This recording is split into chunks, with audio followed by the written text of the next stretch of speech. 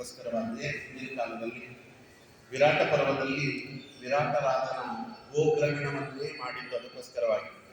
ಗೋಗ್ರಹಣ, ವಿರಾಟ ರಾಜನ ಗೋಗ್ರಹಣವನ್ನು ಮಾಡಿಸ್ತಾರೆ. ದುರ್ಯೋಧನ ಅಲ್ಲಿ ಮಾಡಿಸಿದ.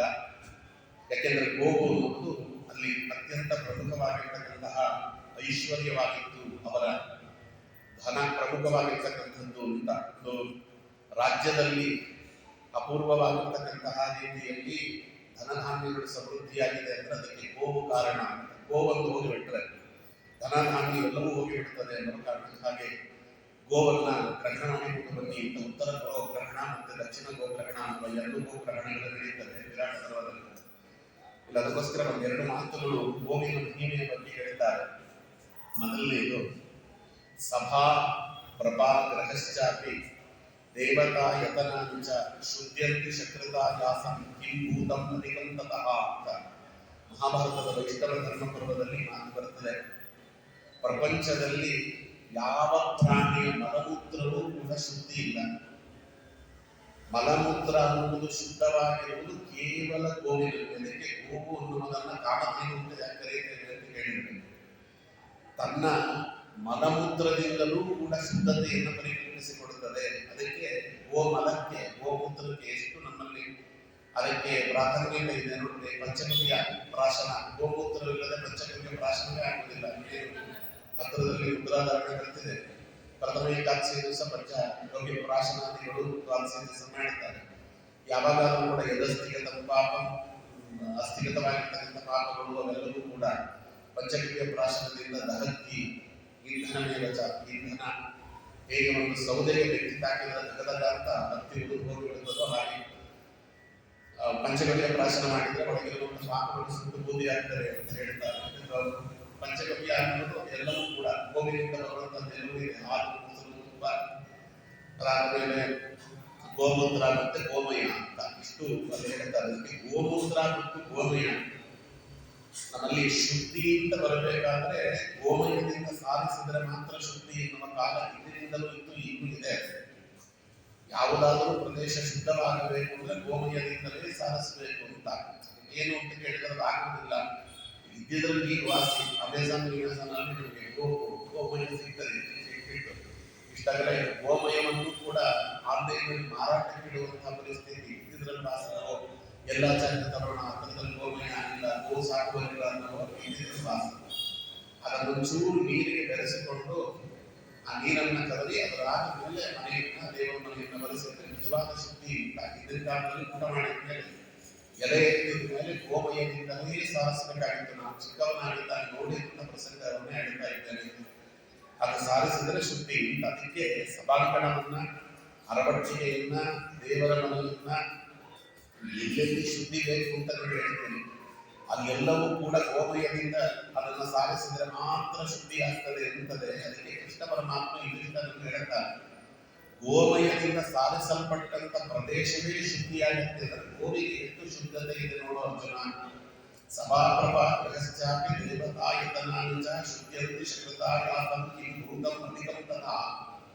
ಒಂದು ಗೋವಿನಿಂದ ಬಂದಂತಹ ಅವರ ಮಲಕ್ಕೆ ಅಷ್ಟು ಪ್ರಾಮುಖ್ಯತೆ ಇದೆ ಅಂದರೆ ಗೋಮಯದಿಂದ ಸಾರಿಸಿದಂತಹ ಪ್ರದೇಶಗಳೇ ಅತ್ಯಂತ ಶುದ್ಧವಾಗುತ್ತೆ ಅಂದ ಮೇಲೆ ಗೋವಿಗೆ ಎಷ್ಟು ಪ್ರಾಧಾನ್ಯತೆ ಇದೆ ಅನ್ನುವುದನ್ನು ಇಲ್ಲಿ ಕೃಷ್ಣ ಪರಮಾತ್ಮ ಹೇಳ್ತಾನೆ. ಅದಕ್ಕೋಸ್ಕರವಾಗಿ ಕೃಷ್ಣ ಅವನ ಬಹಳ ಇಷ್ಟವಾದ ಹೆಸರು ಗೋಪಾಲ. ಆಮೇಲೆ ಗೋಪಿನಾಥ ದೇವರು ಶ್ರೀಪಾದರಾಜರ ಆರಾಧನೆ ಮೂರ್ತಿಯನ್ನು ನೋಡಿದ್ದೇವೆ. ಗೋಪಾಲ, ಗೋವಿಂದ ಇವೆಲ್ಲ ಭಗವಂತನಿಗೆ ತುಂಬಾ ಪ್ರಿಯವಾದ ಹೆಸರು. ನಮ್ಮಲ್ಲಿ ಗೋಪಾಲ, ಗೋವಿಂದ ಅನ್ನೋದನ್ನ ಈ ದನ ಮೇಯಿಸುವ ಹುಡುಗ ಅನ್ನುವ ಅರ್ಥದಲ್ಲಿ ಹೇಳ್ತಾರೆ. ಅದು ಬೈಗುಳ ಅಂತ ನಮ್ಮಲ್ಲಿ ಏನು ಬರ್ಲಿಕ್ಕೆ ಆಗಿ ಎಲ್ಲರೂ ದನ ಕಾಯಿ ಹೋಗು ಅಂತ ಬೈಯೋರು ಹಿಂದಿನ ಕಾಲದಲ್ಲಿ.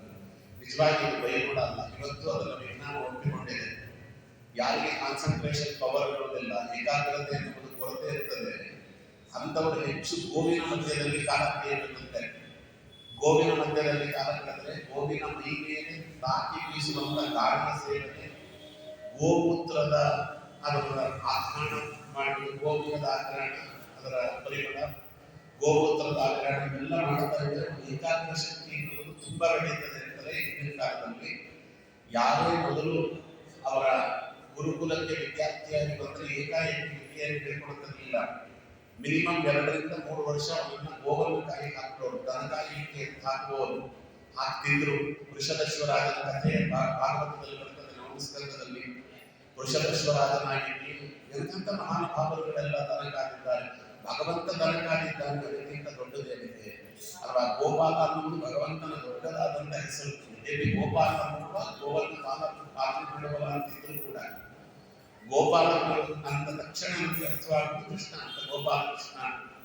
ಅದಕ್ಕೋಸ್ಕರವಾಗಿ ಗೋವನ್ನು ಕಂಡ್ರೆ ಭಗವಂತನಿಗೆ ಅಷ್ಟು ಪ್ರೇಮ ಅಂತ. ಅದರ ಜೊತೆಗೆ ವಾದಿರಾಜ ಸ್ವಾಮಿಯವರು ಕೃಷ್ಣನ ಬಾಲಲೀಲೆಗಳನ್ನ ಕುರಿತಾದಂಥ ಒಂದು ಕನ್ನಡದ ಅದ್ಭುತವಾದ ಗ್ರಂಥ ಬರೆದಿದ್ದಾರೆ. ಅವರು ಒಂದು 2 ಮಾತನ್ನು ಅವರು ಹೇಳಿದ್ದಾರೆ. ಭಗವಂತನಿಗೆ ಗೋವುಗಳನ್ನು ಕಂಡರೆ ಯಾಕೆ ಇಷ್ಟ ಅಂತ ಕೇಳಿದ್ರೆ ಅದೊಂದು ಬಹಳ ರಹಸ್ಯಮಯವಾಗಿರ್ತಕ್ಕಂತಹ ಒಂದು ವಿಚಾರ ಇದೆ. ಆದ್ರೆ ಅದನ್ನು ತಿಳಿಸ್ಕೊಂಡು ರಾಮಕೃಷ್ಣೋಪನಿಷತ್ತು ಅಂತ ಒಂದು ಉಪನಿಷತ್ತಿದೆ. 104 ಉಪನಿಷತ್ತುಗಳೆಲ್ಲ ಒಂದು ಉಪನಿಷತ್ತು.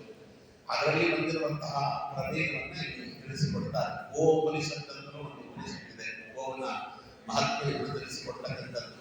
ಸನಕ ಸನಂದನ ಸನತ್ ಕುಮಾರ ಸನತ್ ಸುಜಾತರಿಗೆ 4 ಜನ ಅವರು ಬಾಲ ಸನ್ಯಾಸಿಗಳು. ಬ್ರಹ್ಮಚರ್ಯದಿಂದ ಇವತ್ತಿಗೂ ಅವರು ಬಾಲಕರಾಗೇ ಇದ್ದಾರೆ. ಅವರಿಗೆ ಕೃಷ್ಣನ ಅಂಗಸಂಗ ಮಾಡಬೇಕು ಅಂತ ಆಸೆ ಆಯಿತಂತೆ. ಯಾವಾಗ ಅಗ್ನಿಪುತ್ರರು 16,300 ಜನ ವಾಯುದೇವರನ್ನು ಕುರಿತು ತಪಸ್ಸು ಮಾಡಿ ಅವರು ಹೆಣ್ಣು ಮಕ್ಕಳ ರಾಜಕುಮಾರಿಯಾಗಿ ಆಗಿ ಹುಟ್ಟಿ ಭಗವಂತನನ್ನ ಅವರು ಮದುವೆಯಾಗಿ ಭಗವಂತನ ಅಂಗಸಂಗವನ್ನು ಪಡೆಯುತ್ತಾರೆ ಅಂತ ಅವರಿಗೆ ಅರ್ಥವಾಯಿತು. ಸನಕ ಸನಂದನ ಸನತ್ ಕುಮಾರ ಸನತ್ ಸುಜಾತರು ಅಷ್ಟು ಅವರಿಗೆ ಏನೋ ಒಂದು ರೀತಿಯ ಇಚ್ಛೆ ಉಂಟಾಯಿತು.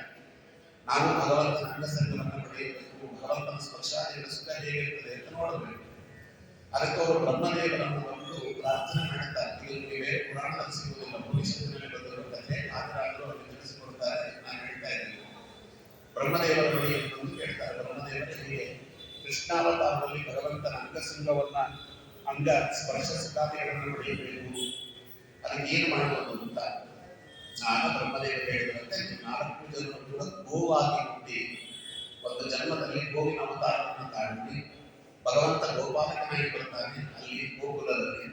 ಆವಾಗ ಗೋವನ್ನ ಕಾಯುವ ನೆಪದಿಂದ ನಿಮ್ಮ ಬೆನ್ಮೇಲೆ ಕೈ ಹಸ್ತ ನಿಮ್ಮನ್ನು ತಪ್ಪಿಕೊಡುತ್ತಾ ನಿಮ್ಮನ್ನು ಮುದ್ದಾಡುತ್ತಾ ಗೋವನ್ನು ಮುದ್ದಾಡುತ್ತಾನೆ ಸ್ವಾಮಿ. ತನ್ನ ಅಂಗಸಂಗ ನಿಮಗೆ ಆಗುವಂತೆ ಮಾಡುತ್ತಾನೆ, ಪ್ರಭು ನೀವು ಅನುಗ್ರಹ ಮಾಡುತ್ತಾನೆ ಅಂತ ಹೇಳಿದ್ದರಿಂದ ಅಲ್ಲಿ ಸನಕ ಸನಂದನ ಸನತ್ ಕುಮಾರ ಸನತ್ ಸುಜಾತರು ಗೋವುಗಳಾಗಿ ಬರುತ್ತಿದ್ದಂತೆ ಭಗವಂತ ಅದಕ್ಕೆ ಗೋವನ್ನು ಕಾಯಿ ನೆಪ ಮಾಡಿಕೊಂಡು ಅವರ ಬೆನ್ನ ಮೇಲೆ ಕೈ ಆಡಿಸುವುದು, ಅವರನ್ನು ತಪ್ಪಿಕೊಳ್ಳುವುದು, ಮೇಲೆ ಎಸೆಯುವುದು, ಎಲ್ಲ ಆಟ ಆಡ್ತಾ ಅವರ ಜೊತೆಯಲ್ಲೇ ಓಡಾಡುವುದು, ಹೀಗೆಲ್ಲ ಮಾಡಿದ ಭಗವಂತ ಅನ್ನೋದನ್ನ ಅಲ್ಲಿ ಏನು ಹೇಳಿದೆ ವಾದಿರಾಜರನ್ನು ಕಲ್ಲಿ ಕರೆಸ್ತಾರೆ ಗ್ರಂಥದಲ್ಲಿ.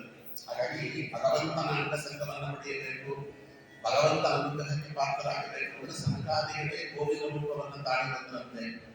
ಬೇರೆ ಯಾರಿಗೇ ಆದರೂ ಕೂಡ ಒಂದು ಹಂತದಲ್ಲಿ ಭಗವಂತ ಅವರಿಗೆ ತನ್ನ ಆಲಿಂಗನವನ್ನ ಅಂಗಸಂಗವನ್ನು ಕೊಡುತ್ತಿದ್ದಾರೆ. ಇಬ್ಬರಿಗೂ ಅಷ್ಟೇ. ಗೋಪಾಲಕರು 1-2 ಬಾರಿ ಹೆಗಲ ಮೇಲೆ ಕೈ ಹಾಕಿರ್ಬೋದು, ಗೋಪಾಲಕರ ಕೈ 1-2 ಬಾರಿ ಹೆಗಲ ಮೇಲೆ ಕೈ ಹಾಕಿಸಿಕೊಂಡಿರ್ಬೋದು ಸ್ವಾಮಿ. ಗೋಪಿಕಾಸ್ತ್ರೀಯರಿಗೆ ಯಾವಾಗ ಲಕ್ಷ್ಮೀ ದೇವಿಗೆ ಸನ್ನಿಧಾನ ಅವರೊಳಗೆ ಮೂಡುತ್ತದೆ ಆವಾಗ ಮಾತ್ರ ಭಗವಂತ ತನ್ನ ಅಂಗಸಂಗವನ್ನು ಕೊಟ್ಟಿದ್ದಾನೆ. ಆದರೆ ಯಾವಾಗ ನೋಡಿದ್ರೆ ಭಗವಂತ ಗೋವನ್ನು ಅಪ್ಪಿಕೊಂಡೇ ಇರ್ತಾನೆ. ಗೋಪಾಲಕ ಹಿಂದೆಗಡೆ ಗೋವಿರ್ತದೆ, ಮುಂದೆ ಗೋವಿರುತ್ತೆ. ಗೋಲೋಕ ಅಂತಲೇ ಒಂದು ಲೋಕ ಇದೆ ಅಂತ ಬೃಹನ್ನಾರದಿ ಪುರಾಣ ಹೇಳ್ತದೆ. ಅಧಿಕ ಮಾಸ ಮಾತ್ರೆಯಲ್ಲಿ ನಾವು ಕೇಳ್ತೇವೆ ಅದನ್ನ. ಗೋಲೋಕಕ್ಕೆ ಕರ್ಕೊಂಡು ಹೋಗಿ ಅಲ್ಲಿ ವಿಷ್ಣು ತನ್ನದೇ ಇನ್ನೊಂದು ರೂಪವಾದ ಗೋಪಾಲ ಕೃಷ್ಣ ರೂಪ ಅಂತ ಪುರುಷೋತ್ತಮ ರೂಪ ಅಂತ ಯಾವುದಿದೆ ಅದರಲ್ಲಿ ಆ ಅಧಿಕ ಮಾಸದ ಅಜ್ಞಾನಿ ದೇವತೆಗಳನ್ನು ಮಾಡಿಸಿದ ಅನ್ನೋ ಕಥೆ ಬೃಹನ್ನಾರದಿಯ ಪುರಾಣದಲ್ಲಿದೆ. ಹಾಗೆ ಈ ಗೋಲೋಕ ಅಂತ ಒಂದು ಲೋಕ ಇದೆ. ಗೋಪಾಲ ಕೃಷ್ಣ ನಾಮಕನಾಗಿ ಭಗವಂತ ಇದ್ದಾನೆ. ಲಕ್ಷ್ಮೀ ದೇವಿ ರಾಧಾ ಅನ್ನುವಂತಹ ನಾಡಲ್ಲಿದ್ದಾಳೆ. ಹಾಗಾಗಿ ನಮಗೆ ರಾಧಾಕೃಷ್ಣ ರಾಧಾಕೃಷ್ಣ ಅನ್ನುವ ಒಂದು ನಾಣ್ಣುಡಿ ಬಹಳ ಪ್ರಸಿದ್ಧವಾಗಿದೆ. ಅದನ್ನು ಇಲ್ಲಿ ತಿಳಿಸಿಕೊಡುತ್ತಾರೆ. ಹಾಗಾಗಿ ಭಗವಂತನಿಗೆ ಅದು ಗೋ ಮೇಯಿಸುವ ಹುಡುಗ ಅಂತ ಸ್ವಾಮಿ. ಅದಕ್ಕೋಸ್ಕರ ತಾನು ಮನಮೇಯಿಸಿ ಯಾವ ಲೋಕದಲ್ಲಿ ವೈಗುಣ ಅಂತಿದೆಯೋ ಅದಕ್ಕೆ ದೊಡ್ಡದಾದ ಕೀರ್ತಿಯನ್ನು ಸ್ವಾಮಿ ತಂದುಕೊಟ್ಟ ಅಂತ. ಯದ್ಯಪಿ ಕಶ್ಯಪರು ಅವರ ಹೆಂಡತಿ ಸುರತಿ ಅಂತವಳು, ಅವಳೇ ಗೋವುಗಳಿಗೆಲ್ಲ ಮೂಲವಾದ ಮಾತೆ, ಅವಳ ಸಂತತಿಯೇ ಗೋವುಗಳಾಗಿ ಬಂದದ್ದು. ಈ ಕಶ್ಯಪರು, ಸುರತಿ, ಅದಿತಿ, ರೋಹಿಣಿ ಇವರೆಲ್ಲರೂ ಕೂಡ ಒಂದು ಯಜ್ಞ ಮಾಡಬೇಕು ಅನ್ನುವ ಕಾರಣಕ್ಕೋಸ್ಕರವಾಗಿ ತಮ್ಮದೇ ಈ ದೇಹದಿಂದ ಉತ್ಪನ್ನರಾದಂಥ ಅವತಾರ ಮಾಡಿದಂಥ ವರುಣ ದೇವರಲ್ಲಿ ಗೋವುಗಳನ್ನು ಕೇಳಿರ್ತಾರೆ. ಆ ಗೋವುಗಳನ್ನು ಕೇಳಿ ನಾವು ಯಜ್ಞ ಮಾಡುತ್ತೇವೆ ಅಂತ ಯಜ್ಞಕ್ಕಾಗಿ ವರುಣ ದೇವರು ಗೋವುಗಳನ್ನು ಕಳಿಸಿಕೊಟ್ಟರು. ಯಜ್ಞ ಈ ರೀತಿ ಯಜ್ಞ ಮುಗಿದ ಮೇಲೂ ಅವರು ಗೋವನ್ನು ಹಿಂದಿರುಗಿಸಿಕೊಳ್ಳಲಿಲ್ಲ. ಏನು ಅಂತ ಹೇಳಿದ್ರೆ ಮಗನ ಎಲ್ಲವೂ ಆಸ್ತಿ ಕೂಡ ಮಕ್ಕಳಿಗೆ ಸೇರ್ತದೆ, ಅದರಲ್ಲಿ ವಿಶೇಷ ನಮ್ಮ ಹತ್ರ ಇದ್ರೆ ನಿನ್ನ ಹತ್ರ ಇದ್ರೆ ಅಂತ. ಅದರಲ್ಲಿ ವರುಣದೇವರು ಹೇಳಿದ್ದು ನನ್ನ ಆಸ್ತಿ ಆಗಿದ್ರೆ ನಾನು ಬಿಡ್ತಿದ್ದೆ, ಬ್ರಹ್ಮದೇವರು ಕೊಟ್ಟದ್ದು, ಬ್ರಹ್ಮದೇವರು ನನ್ನ ಹತ್ರ ಕೊಟ್ಟಿದ್ದಾರೆ ನ್ಯಾಸವಾಗಿ ಇಟ್ಟುಕೋ ಅಂತ, ನೀನು ಮಾಡುವಂತ ಯಜ್ಞಗಳಿಗೆ ನ್ಯಾಸವಾಗಿ ಇಟ್ಟುಕೋ ಅಂತ ಹೇಳಿದ್ದಾರೆ. ಅದನ್ನ ನನ್ನದಲ್ಲ, ನೋಡಿಕೊಳ್ಳದಿರುವವ ನಾನು, ಬ್ರಹ್ಮದೇವರು ನನಗೆ ಕೊಟ್ಟದ್ದಾದ್ದರಿಂದ ನನಗೆ ಬ್ರಹ್ಮದೇವರು ಮಾಡಿ ಕೇಳಿದರೆ ನಾನು ಕಶ್ಯಪರ ಹತ್ರ ಇದೆ ತಂದ್ಕೊಡ್ತೀನಿ ಅಂತ ಹೇಳಿಕ್ಕೆ ಆಗಲ್ಲ. ಅದರಿಂದ ವಾಪಸ್ ಕೊಡಿ ಅಂತ ಕೇಳಿದ್ರೆ ಕಶ್ಯಪರು ಕೊಡುವುದಿಲ್ಲ, ಕಲಿಯಾವೇಶ. ಆಗ ವರುಣದೇವರು ನೇರವಾಗಿ ಹೋಗಿ ಬ್ರಹ್ಮದೇವರ ಹತ್ರ ಹೇಳ್ತಾರೆ, ಸ್ವಾಮಿ ಹೀಗಾಗಿದೆ, ನಾನು ಅವನ್ನ ಬಲವಂತ ಮಾಡಲಿಕ್ಕಾಗಲ್ಲ, ಅವರು ನನ್ನಲ್ಲಿ ಗೋವುಗಳನ್ನು ತೆಗೆದುಕೊಂಡು ಹೋಗಿ ಯಜ್ಞಾರ್ಥವಾಗಿ ಇನ್ನೂ ನನಗೆ ಗೋವನ್ನು ಹಿಂದಿರಿಸಿಲ್ಲ, ಸ್ವಾಮಿ ದಯವಿಟ್ಟು ನನ್ನ ಗೋವನ್ನು ಕೊಡಿಸಿಕೊಡಬೇಕು ಅಂತ ಕೇಳಿದಾಗ ಬ್ರಹ್ಮದೇವರು ಬೈದು ಕಶ್ಯಪರಿಗೆ ಲೋಕದೃಷ್ಟಿಯಿಂದ ಅವರಿಗೆ ಅವನ ಹತ್ರ ಇದ್ದ ವರುಣದೇವರು ಗೋವನ್ನ ಕಳಿಸಿಕೊಟ್ಟು, ನ್ಯಾಸಾಪಹಾರ ಅನ್ನುವಂಥ ಪಾಪ ಬಂದಿದೆ, ಯಾರಾದ್ರೂ ಒತ್ತೆ ಇಟ್ಟದ್ದು ಅಥವಾ ಸಾಲ ತೆಗೆದುಕೊಂಡಿದ್ದು ವಾಪಸ್ ಕೊಡ್ಲಿಲ್ಲ, ಅದು ನ್ಯಾಸಾಪಹಾರ ಅನ್ನುವಂತಹ ಒಂದು ರೀತಿಯಲ್ಲಿ ಪಾಪ ಬರ್ತದೆ. ಅದಕ್ಕೆ ಆ ಪಾಪದ ಪ್ರಾಯಶ್ಚಿತ್ತವಾಗಿ ನೀನು ಕಲಿಯುಗದಲ್ಲಿ ಕ್ಷತ್ರಿಯನಾಗಿ ಹುಟ್ಟಿದ್ರು ಕೂಡ ಯಾವ ಗೋವಿನ ಮೇಲಿನ ಆಸೆಯಿಂದ ನೀನು ವರುಣದೇವರ ಗೋವನ್ನು ಹಿಂದಿರಿಸಲಿಲ್ಲವೋ ಅದೇ ಗೋವಿನ ಸಂತತಿಯನ್ನ ಉಪಜೀವಿಸಿಕೊಳ್ಳದೆ ಬದುಕುವಂತವನಾಗುವಂತ ಶಾಪ ಹಾಕಿ. ಹಾಗಾಗಿ ಕಶ್ಯಪರೇ ಅಲ್ಲಿ ಅವತಾರ ಮಾಡಿದರು. ಕಶ್ಯಪರು ತಾನು ವಸುದೇವನಾಗಿ ಅವತಾರ ಮಾಡಿದಂದ್ರು, ಅದೇನೆ ತಾನು ದೇವಕಿಯಾಗಿ ಅವತಾರ ಮಾಡಿದಂದು, ಸುರಭಿ ರೋಹಿಣಿಯಾಗಿ ಅವತಾರ ಮಾಡಿದಂದು, ಇವೆಲ್ಲ ನಾವು ನೋಡ್ತಾ ಇದ್ದೇವೆ. ಹಾಗಾಗಿ ಅದು ಆನಕದುಂದುಬಿ ಅಂತ ಅವರ ಹೆಸರು, ಕಶ್ಯಪನ ಹೆಸರು. ಅವರು ವಸುದೇವನಾಗಿ ಅವತಾರ ಮಾಡಿದಾಗ ಅಲ್ಲಿ ಆನಕದುಂದುಬಿ ದೇವಲೋಕದ ವಾದ್ಯಗಳು ಒಳಗಿರುವವರು ಅವತಾರ ಮಾಡಿದಾಗ ನಮಗೆ ಆನಕದುಂದುಬಿ ಹೆಸರಿಟ್ಟಿದ್ರು. ಆದ್ರೆ ವಸುದೇವ ಅನ್ನುವ ಹೆಸರು, ವಸು ಅಂದ್ರೆ ಸಂಪತ್ತು ಅಂತ. ಸಂಪತ್ತು ಯಾವ ಸಂಪತ್ತು? ಗೋವು ಅನ್ನುವ ಸಂಪತ್ತು. ವಸುದೇವ ಅಂದರೆ ಗೋ ಸಂಪತ್ತಿನಿಂದ ಗೌರವಾನ್ವಿತನಾಗಿ ನಡೆದವ ಅಂತ ಅದಕ್ಕೆ ಅರ್ಥ ಬರೀತಾರೆ ಮಾದರಾಜರು. ಹಾಗಾಗಿ ಅವನಿಗೆ ವಸುದೇವ ಅಂತಲೇ ಹೆಸರಾಗಿಬಿಟ್ಟಿತು. ಇವತ್ತು ಆನಕದುಂದುಬಿ ಅಂದ್ರೆ ಸುಮಾರು ಜನಕ್ಕೆ ಅರ್ಥವೇ ಆಗುವುದಿಲ್ಲ. ವಸುದೇವ ಅಂದ್ರೆ ಕೃಷ್ಣನ ತಂದೆ ಅಂತ ಅರ್ಥವಾಗಿಬಿಡ್ತದೆ. ಹಾಗಾಗಿ ಇದೊಂದು ವಿಶೇಷ. ಎರಡನೇ ಏನು ಅಂತ ಕೇಳಿದರೆ, ಗೋದಾನಕ್ಕೆ ಎಲ್ಲಿಲ್ಲದ ತತ್ವವನ್ನ ಕೊಟ್ಟಿದ್ದಾರೆ ನಮ್ಮ ಶಾಸ್ತ್ರಗಳಲ್ಲಿ. ಅದರಲ್ಲೂ ಕ್ಷತ್ರಿಯರಾದವರು ವಿಶೇಷವಾಗಿ ಗೋದಾನ ಮಾಡಬೇಕು ಅಂತ. ಯಜ್ಞದಲ್ಲಿ ಬಹಳ ಗೋದಾನ, ಅದರಲ್ಲಿ ಒಂದು 2-3 ಗೋದಾನಗಳನ್ನ ವೇದ ಉಲ್ಲೇಖ ಮಾಡುತ್ತದೆ. ಅದರಲ್ಲಿ ದುಷ್ಯಂತನ ಪುತ್ರನಾದಂತಹ ಭರತ ಚಕ್ರವರ್ತಿ, ಯಾರಿಂದ ನಮ್ಮ ಈ ವಂಶಕ್ಕೆ, ದೇಶಕ್ಕಲ್ಲ ಈ ಪಾಂಡವರ ವಂಶಕ್ಕೆ ಭರತ ವಂಶ ಅಂತ ಹೆಸರು ಬಂತು, ಈ ದೇಶಕ್ಕೆ ಭಾರತ ಅಂತ ಹೆಸರು ಬಂದದ್ದು ಋಷಭನಾಮಕನಾದ ಭಗವಂತನ ಮಗನಾದ ಭರತ ಚಕ್ರವರ್ತಿಯಿಂದ. ದುಷ್ಯಂತನ ಮಗನಾಗಿರ್ತಕ್ಕಂಥ ಭರತನಿಂದ ಈ ವಂಶಕ್ಕೆ ಭರತ ವಂಶ ಅಂತ ಹೆಸರು ಬಂತು. ಆ ಭರತ ಚಕ್ರವರ್ತಿ, ದುಷ್ಯಂತನ ಪುತ್ರನಾದ ಭರತ ಚಕ್ರವರ್ತಿ, ಅವ ಗಂಗಾ ತೀರದಲ್ಲಿ 58 ಅಶ್ವಮೇಧ ಯಾಗಗಳನ್ನ, ಯಮುನಾ ತೀರದಲ್ಲಿ 78 ಅಶ್ವಮೇಧ ಯಾಗಗಳನ್ನ ಮಾಡಿದ. ಒಂದೊಂದು ಯಾಗದಲ್ಲೂ ಕೂಡ 1000 ವಧ್ವ ಸಂಖ್ಯೆಯ ಗೋದಾನ ಮಾಡಿದ ಅಂತ ವಧ್ವ ಅಂದ್ರೆ ಏನು ಅನ್ನೋದ ಕರ್ತವರಿವಾಗ ರಾಜರು 13,084 ಅಂತ ಅರ್ಥ ಬರೆದಿದ್ದಾರೆ. ಒಂದು ವಧ್ವ ಅಂದ್ರೆ 13,084. 13,084 ಇಂಟು 1000 ಹಾಕೊಳ್ಳಿ, ಕ್ಯಾಲ್ಕುಲೇಟ್ ಮಾಡಬೇಕು ಎಷ್ಟು ಬರ್ತದೆ. ಅಷ್ಟು ಗೋವುಗಳನ್ನ ಒಂದೊಂದು ಯಾಗದಲ್ಲಿ ಗೋದಾನ ಮಾಡಿರುತ್ತಂತೆ. ಗಂಗಾ ತೀರದಲ್ಲಿ 58 ಅಶ್ವಮೇಧ ಯಾಗ, ಆಮೇಲೆ 78 ಅಶ್ವಮೇಧ ಯಾಗವನ್ನ ಯಮುನಾ ತೀರದಲ್ಲಿ ಮಾಡಿದ. ಒಂದೊಂದು ಅಶ್ವಮೇಧ ಯಾಗದಲ್ಲಿ ಕೂಡ 13,084 ಇಂಟು 1000 ಅಷ್ಟು ಗೋದಾನಗಳನ್ನು ಮಾಡಿದ ಅಂತ ಅಲ್ಲಿ ಅದನ್ನ ಉಲ್ಲೇಖ ಮಾಡುತ್ತಾರೆ. ಹಾಗಾಗಿ ಅದೊಂದು ವಿಶೇಷ. ಆಮೇಲೆ ನಮ್ಮಲ್ಲಿ ಗೋವಿಗೆ ನಾನು ಯಾವಾಗ ಹೇಳ್ತಿರ್ತೇನೆ, ಒಂದು ಮಾತು ಬ್ರಹ್ಮಾಂಡ ಪುರಾಣದಲ್ಲಿದೆ, ಗಾವೋಗಿ ಮಾತರ ಸರ್ವ ಪಿತರಶ್ಚಾಪಿ ಗೋವಿಷಾತ್ ಅಥವಾ ಗೋವಿಷಾಹ ಗ್ರಾಸಮುಷ್ಟಿ ಪ್ರದಾನ ಸಭೆ ವಿಷ್ಣು ಪ್ರಸೀದತು. ಒಂದು ಬ್ರಹ್ಮಾಂಡ ಪುರಾಣದ ಶ್ಲೋಕ. ಗಾವೋಗಿ ಮಾತರ ಸರ್ವ, ಎಲ್ಲ ತಾಯಿಯರು ಕೂಡ ಮಾತೃಸ್ವರೂಪಿಗಳಾದಂತಹ ಎಲ್ಲ ದೇವತಾ ಸ್ತ್ರೀಯರು ಕೂಡ ಗೋವಿನಲ್ಲಿ ಆಶ್ರಯ ಪಡೆದಿರುತ್ತಾರೆ. ನಮ್ಮಲ್ಲಿ ತಾಯಿಯನ್ನ ಮಾತಾ ಅಂತ ಕರೀತೇವೆ, ಗೋವಿಗೆ ಮಹಾಮಾತಾ ಅಂತ ಕರೀತೇವೆ ಅಲ್ಲಿ ವೇದಗಳಲ್ಲಿ. ಕಾರಣ ಬಹಳ ಸ್ಪಷ್ಟ. ಯಾರೇ ಆದರೂ ಕೂಡ ಅಮ್ಮಮ್ಮ ಅಂದ್ರೆ 2 ವರ್ಷ ತಾಯಿ ಹಾಲನ್ನು ಕುಡಿದಿರ್ಬೋದು, ಮ್ಯಾಕ್ಸಿಮಮ್ ಅಷ್ಟೇ, ಅದನ್ನೇನಿಲ್ಲ. 2 ವರ್ಷ ತಾಯಿ ಹಾಲನ್ನು ಕುಡಿದಿರ್ತೇವೆ ನಾವು. ಅದನ್ನು ಸಾಯುವವರೆಗೂ ಕುಡಿಯುವುದು ಹಸುವಿನ ಹಾಲನ್ನೇ. 2 ವರ್ಷ ಹಾಲು ಕುಡಿಸಿದವರನ್ನ ತಾಯಿ ಅಂತ ಕರೆಯಬಹುದಾದ್ರೆ, ಮಾತಾ ಅಂತ ಕರೆಯಬಹುದಾದ್ರೆ, ನಾವು ಬದುಕಿರುವವರೆಗೂ ನಮಗೆ ಹಾಲನ್ನು ಕೊಟ್ಟು ಕಾಪಾಡುವಂತಹ ಗೋವಿಗೆ ಮಹಾಮಾತ ಅಂತ ಕರೀಬೇಕು ಅಂತ ಹೇಳ್ತಾರೆ. ಅದಕ್ಕೆ ಗೋವಿಗೆ ಗ್ರಾಸವನ್ನು ಕೊಡದೆ, ಗೋವಿಗೆ ಒಂದು ಇಡೀ ಹುಲ್ಲನ್ನು ಹಾಕದೆ ಊಟ ಮಾಡುವ ಅಧಿಕಾರವೇ ಬರುವುದಿಲ್ಲ ಅಂತ ಬ್ರಹ್ಮಾಂಡ ಪುರಾಣ ಹೇಳ್ತದೆ. ಅದಕ್ಕೆ ಶ್ಲೋಕ ಗಾವೋವೇ ಮಾತರ ಸರ್ವ, ಗಾವೋವೇ ಮಾತರ ಸರ್ವ, ಎಲ್ಲ ತಾಯಿಗಳ ಸನ್ನಿಧಾನ. ಈಗ ನೋಡ್ರಿ, ಒಂದು ಸಮಸ್ಯೆ ಇದೆ. ತಾಯಿ ಋಣವನ್ನು ತೀರಿಸುವಂತ ಪ್ರಯತ್ನ ಮಾಡಬೇಕು. ತೀರ್ಥದ ಸಂಖ್ಯೆಗಳಲ್ಲಿ ಭಗವಂತ ಅನುಗ್ರಹ ಮಾಡ್ತಾನೆ. ಅದಕ್ಕೆ ಒಂದು ತಾಯಿ ಋಣ ತೀರಿಸುವಂತ ಪ್ರಯತ್ನ ಅಂತ ಒಂದೊಂದು ಜನ್ಮದಲ್ಲಿ ಒಬ್ಬೊಬ್ಬ ತಾಯಿ ಇರ್ತಾಳೆ. ಆವ ಜನ್ಮದ ತಂದೆ ಆವ ಜನ್ಮದ ತಾಯಿ ಇರ್ತಾರೆ ಪುರಂದರದಾಸರು.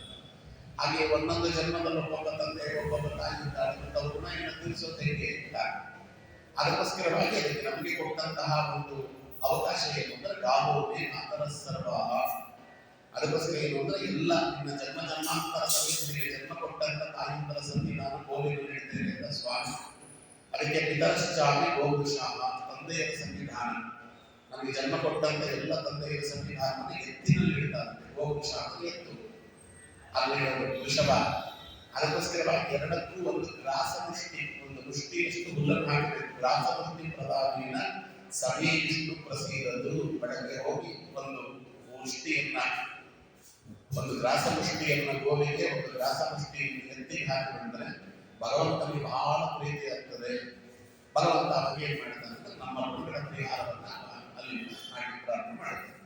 ಅಲ್ಲಿ ಒಂದೊಂದು ಜನ್ಮದಲ್ಲಿ ಯಾರ್ಯಾರ ಋಣಗಳು ನಮ್ಮಲ್ಲಿ ಇವೆ, ಋಣಭಾರ ಅನ್ನೋದು ನಮ್ಮಲ್ಲಿದೆ, ಅವೆಲ್ಲವೂ ಕೂಡ ಪರಿಹಾರ ಆಗಲೇಬೇಕಲ್ಲ. ಪರಿಹಾರ ಆದ ಮೇಲೆ ಒಂದು ಹಂತದಲ್ಲಿ ಅಪರೋಕ್ಷ ಜ್ಞಾನವಾಗುವುದಕ್ಕೆ ನಮಗೆ ಅನುಕೂಲವಾಗ್ತದೆ. ಎಷ್ಟು ಋಣಭಾರ ಇರ್ತದೆ ಅಷ್ಟು ಲೇಟ್ ಆಗುತ್ತೆ, ಅಷ್ಟು ತಡವಾಗುತ್ತೆ ಅಪರೋಕ್ಷ ಜ್ಞಾನವಾಗುವುದಕ್ಕೆ. ಅದಕ್ಕೋಸ್ಕರವಾಗಿ ಎಲ್ಲ ಋಣಭಾರಗಳನ್ನು ಕಳೆದುಕೊಳ್ಳಬೇಕು ಅಂತ ಅದಕ್ಕೋಸ್ಕರವಾಗಿ ಇಂದ ಹೇಳೋದು.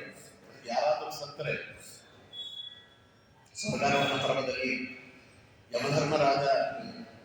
ಧರ್ಮರಾಜನನ್ನ ಹೇಳಿ ಅವ ಒಬ್ಬೊಬ್ಬರು ಸ್ವರ್ಗಾರೋಹಣಕ್ಕೆ ಹೋಗುವಾಗ ಅಲ್ಲಿ ಬಿದ್ದಂತೆ ಮಾಡ್ತಾರೆ. ದ್ರೌಪದಾದೇವಿ ಹೇಳ್ತಾಳೆ, ಅದಾದ್ಮೇಲೆ ನಕುಲ ಸಹದೇವರು, ಅದಾದ್ಮೇಲೆ ಅರ್ಜುನ, ಅದಾದ್ಮೇಲೆ ಭೀಮಸೇನ, ಅಣ್ಣ ನಾನು ಆಗ್ತಿದ್ದೆ ಅಂತವೆಲ್ಲ ಕೇಳಿದಾಗ ಒಬ್ಬೊಬ್ಬರು ಒಂದೊಂದು ಮಾತು ಹೇಳ್ತಾರೆ. ದ್ರೌಪದಾದೇವಿ ನಾನು ಭೀಮಸೇನನ್ನ ಬಿಟ್ಟರೆ ಅರ್ಜುನನನ್ನ ಹೆಚ್ಚು ಪ್ರೀತಿ ಮಾಡ್ತಾ ಇದ್ದು ನನ್ನನ್ನೆಲ್ಲ ಅಂತ. ಅದ್ಯಾವುದು ದೋಷ ಅಲ್ಲ, ತಾರತಮ್ಯದ ಪ್ರಕಾರ ಅವಳು ಭೀಮಸೇನ ದೇವರ ಹೆಂಡತಿ ಅಂತಲೂ ಪ್ರಖ್ಯಾತರಾದವರು. ಭೀಮಸೇನ ದೇವರ ತದನಂತರದಲ್ಲಿ ಇರುವಂತ ಸ್ಥಾನ ಅರ್ಜುನನನ್ನು, ಅದಕ್ಕೆ ಅವನು ಪ್ರೀತಿ ಮಾಡ್ತಿದ್ದು ಅವ್ರ ಗುಣ. ನೀವು ತುಂಬಾ ತಿಂತಾ ಇದ್ದೆ, ತಿನ್ನುವುದು ಅನ್ನುವುದು ಅದು ದೋಷವೇ ಅಲ್ಲ.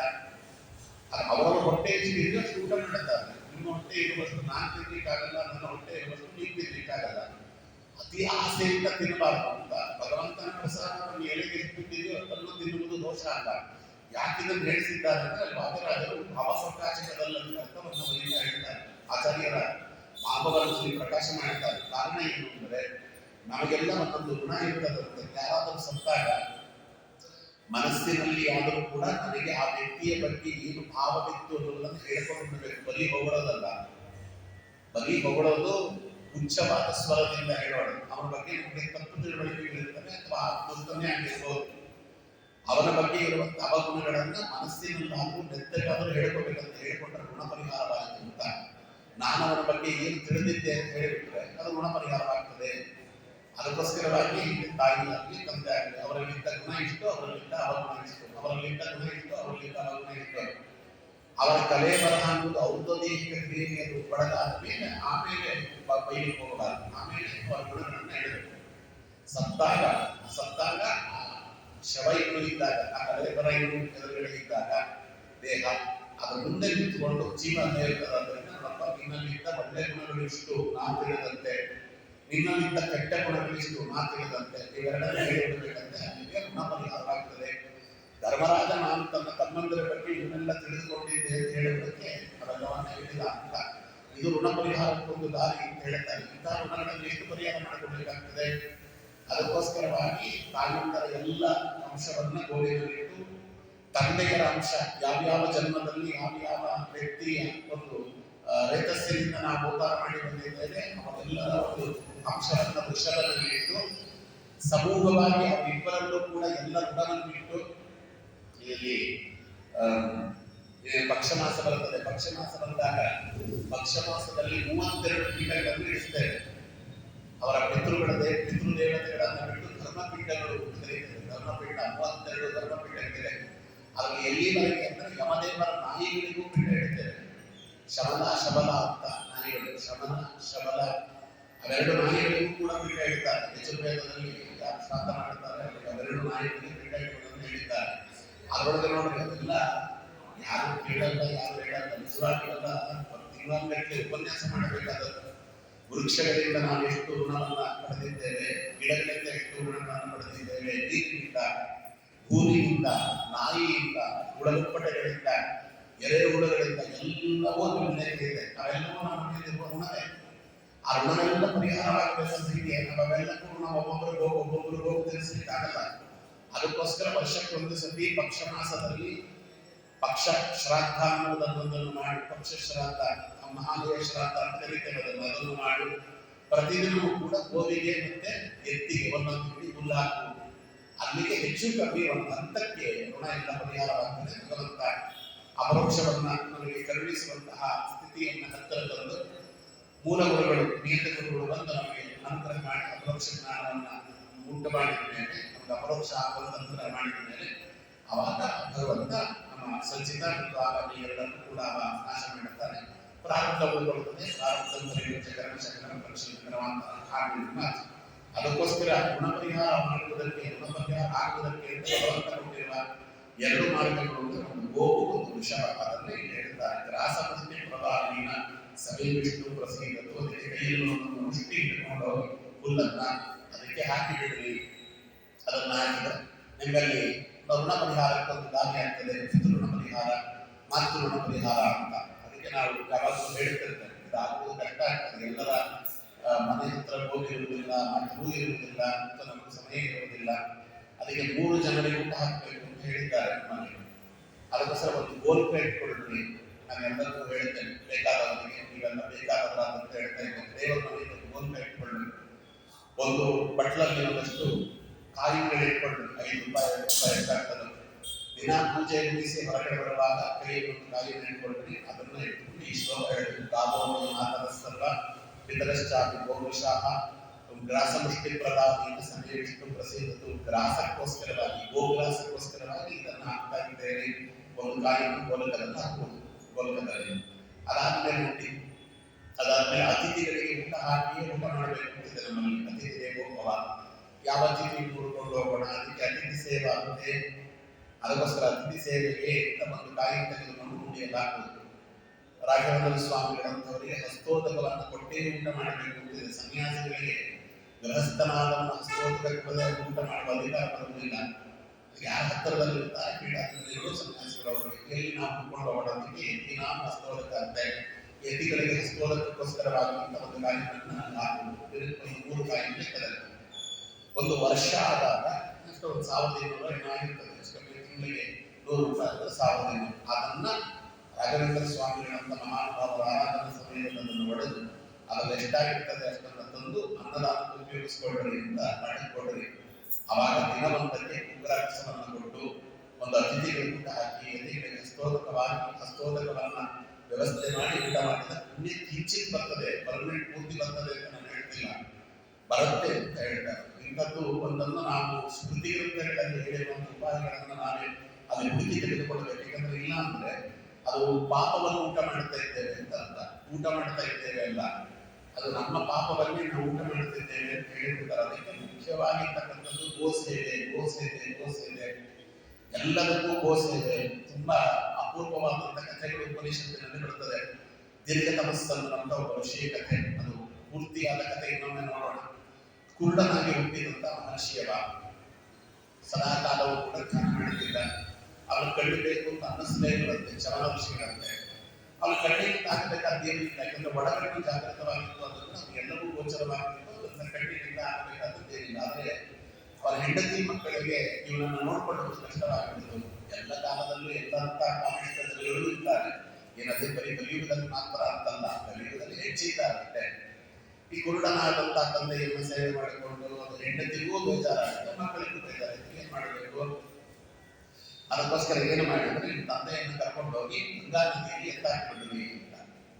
ಗಂಗಾ ನದಿಯಲ್ಲಿ ಅಪ್ಪನನ್ನು ಎತ್ತಾಕುವುದು ಆ ಕಾಲದಿಂದಲೂ ನಡೆದಿದೆ. ವೃದ್ಧಾಶ್ರಮದಲ್ಲಿ ಇಡುವುದು, ತಂದೆ ತಾಯಿಗಳನ್ನ ನೋಡ್ತಿರ್ತೇವೆ. ನೀವೆಲ್ಲ ನ್ಯೂಸ್ನಲ್ಲಿ ಬರ್ತಿರ್ತದೆ.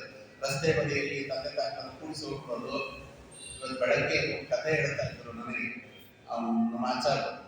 ತಾಯಿಯನ್ನ ಮಗ ನಿಮಗೆ ಕಾಶಿ ಯಾತ್ರೆ ಮಾಡಿಸ್ತೇನೆ ಅಂತ ಹೇಳಿ ಮನೆಯಲ್ಲಿ, ಆ ಮನೆಯಲ್ಲಿ ಒಬ್ಬರೇ ಇದ್ರಂತೆ. ನನ್ನ ಸ್ನೇಹಿತರು ಒಂದಷ್ಟು ಜನ ಇರ್ತಾರೆ, ನೀವು ನೋಡ್ಕೊಳ್ಳಿಕ್ಕೆ ಅಂತ ಹೇಳಿ ಒಂದು 4 ಜನ ಸ್ನೇಹಿತರು, ಅವರೆಲ್ಲ ಫ್ಯಾಮಿಲಿ, ಅವರೆಲ್ಲ ಸಂಸಾರ ಸಮೇತವಾಗಿ ಒಂದು 3 ತಿಂಗಳು ಇರುವಂತೆ ಮಾಡಿ ತಾಯಿಯವರು ಚೆನ್ನಾಗಿ ನೋಡ್ಕೊಂಡ್ರಂತೆ. ಇಲ್ಲಿ ನಾನು ಕಾಶಿ ಯಾತ್ರೆ ಕರ್ಕೊಂಡು ಹೋಗ್ತೇನೆ ಅಂತ ಹೇಳಿ ಕಾರ್ ತಗೊಂಡು ಕಾಶಿ ಯಾತ್ರೆಗೆಲ್ಲ ಬಟ್ಟೆ ಪ್ಯಾಕ್ ಮಾಡೋದು ಅಂತ ಪ್ಯಾಕ್ ಮಾಡಿಸಿಕೊಂಡು ಕಾಶಿ ಯಾತ್ರೆ ಕರ್ಕೊಂಡು ಹೋಗ್ತೇನೆ ಅಂತ ನೆಪ ಮಾಡಿಕೊಂಡು 1 ನಿಮಿಷ ಇದು ಬರ್ತೇನೆ ಅಂತ ಒಂದು ಜಾಗದಲ್ಲಿ ಕರ್ಕೊಂಡು ಹೋಗಿ, ಅಮ್ಮ ಇನ್ನೊಂದು ನಿಮಿಷ ಕೂತಿರು, ನಾನು ಒಂದು ಸ್ವಲ್ಪ ಪೆಟ್ರೋಲ್ ಹಾಕ್ಸ್ಕೊಂಡು ಬರ್ತೇನೆ ಹತ್ರದಲ್ಲಿ ಅಂತ ಹೇಳಿ ತಾಯಿಯನ್ನು ಕೂಡಿಸಿ ಮಗ ಹೋಗಿಬಿಟ್ಟ.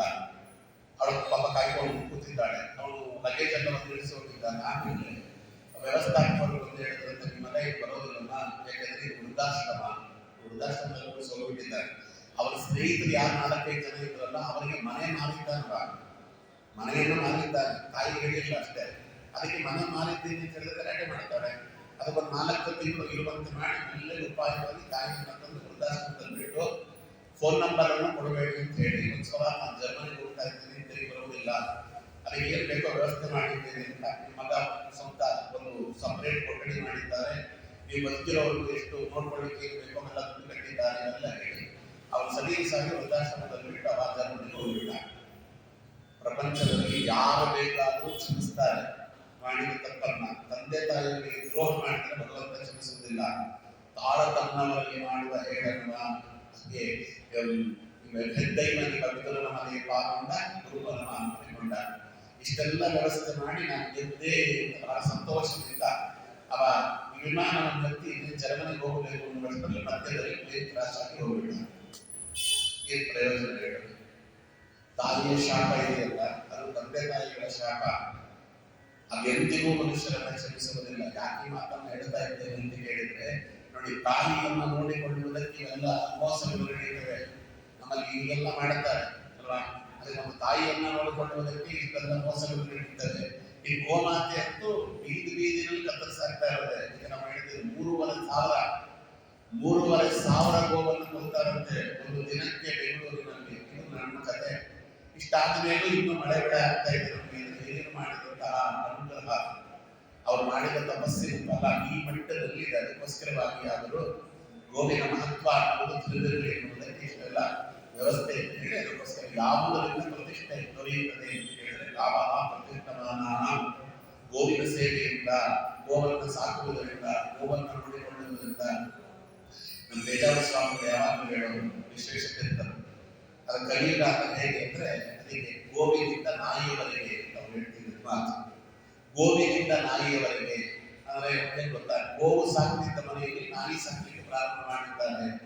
ಗೋವಿನಿಂದ ನಾಯಿಯವರೆಗೆ ಬಂದಿದೆ. ತಾಯಿಯನ್ನು ಸಾಕುವುದಿಲ್ಲ, ಬರೀ ನಾಯಿಯನ್ನು ಸಾಕ್ತಾರೆ. ಕೋಟ್ಯಾಂತರ ರೂಪಾಯಿ ಖರ್ಚಾಗ್ತದೆ ನಾಯಿಗೆ, ಸುಮ್ಮನೆ ಆಗುವುದಿಲ್ಲ. ನಾಯಿಗೆ ಕೋಟ್ಯಾಂತರ ರೂಪಾಯಿ ಖರ್ಚಾಗ್ತದೆ. ಅಷ್ಟೆಲ್ಲ ಖರ್ಚು ಮಾಡಿ ನಾಯಿಯನ್ನಾದರೂ ನೋಡ್ಕೊಂಡಾರು ತಾಯಿಯನ್ನು ನೋಡಿಕೊಳ್ಳುವುದಿಲ್ಲ. ತಂದೆ ಅಂತ ಲೆಕ್ಕಕ್ಕೆ ಇಲ್ಲ. ಇವೆಲ್ಲ ಪರಿಸ್ಥಿತಿಗಳಾಗಿವೆ ಅಂತ.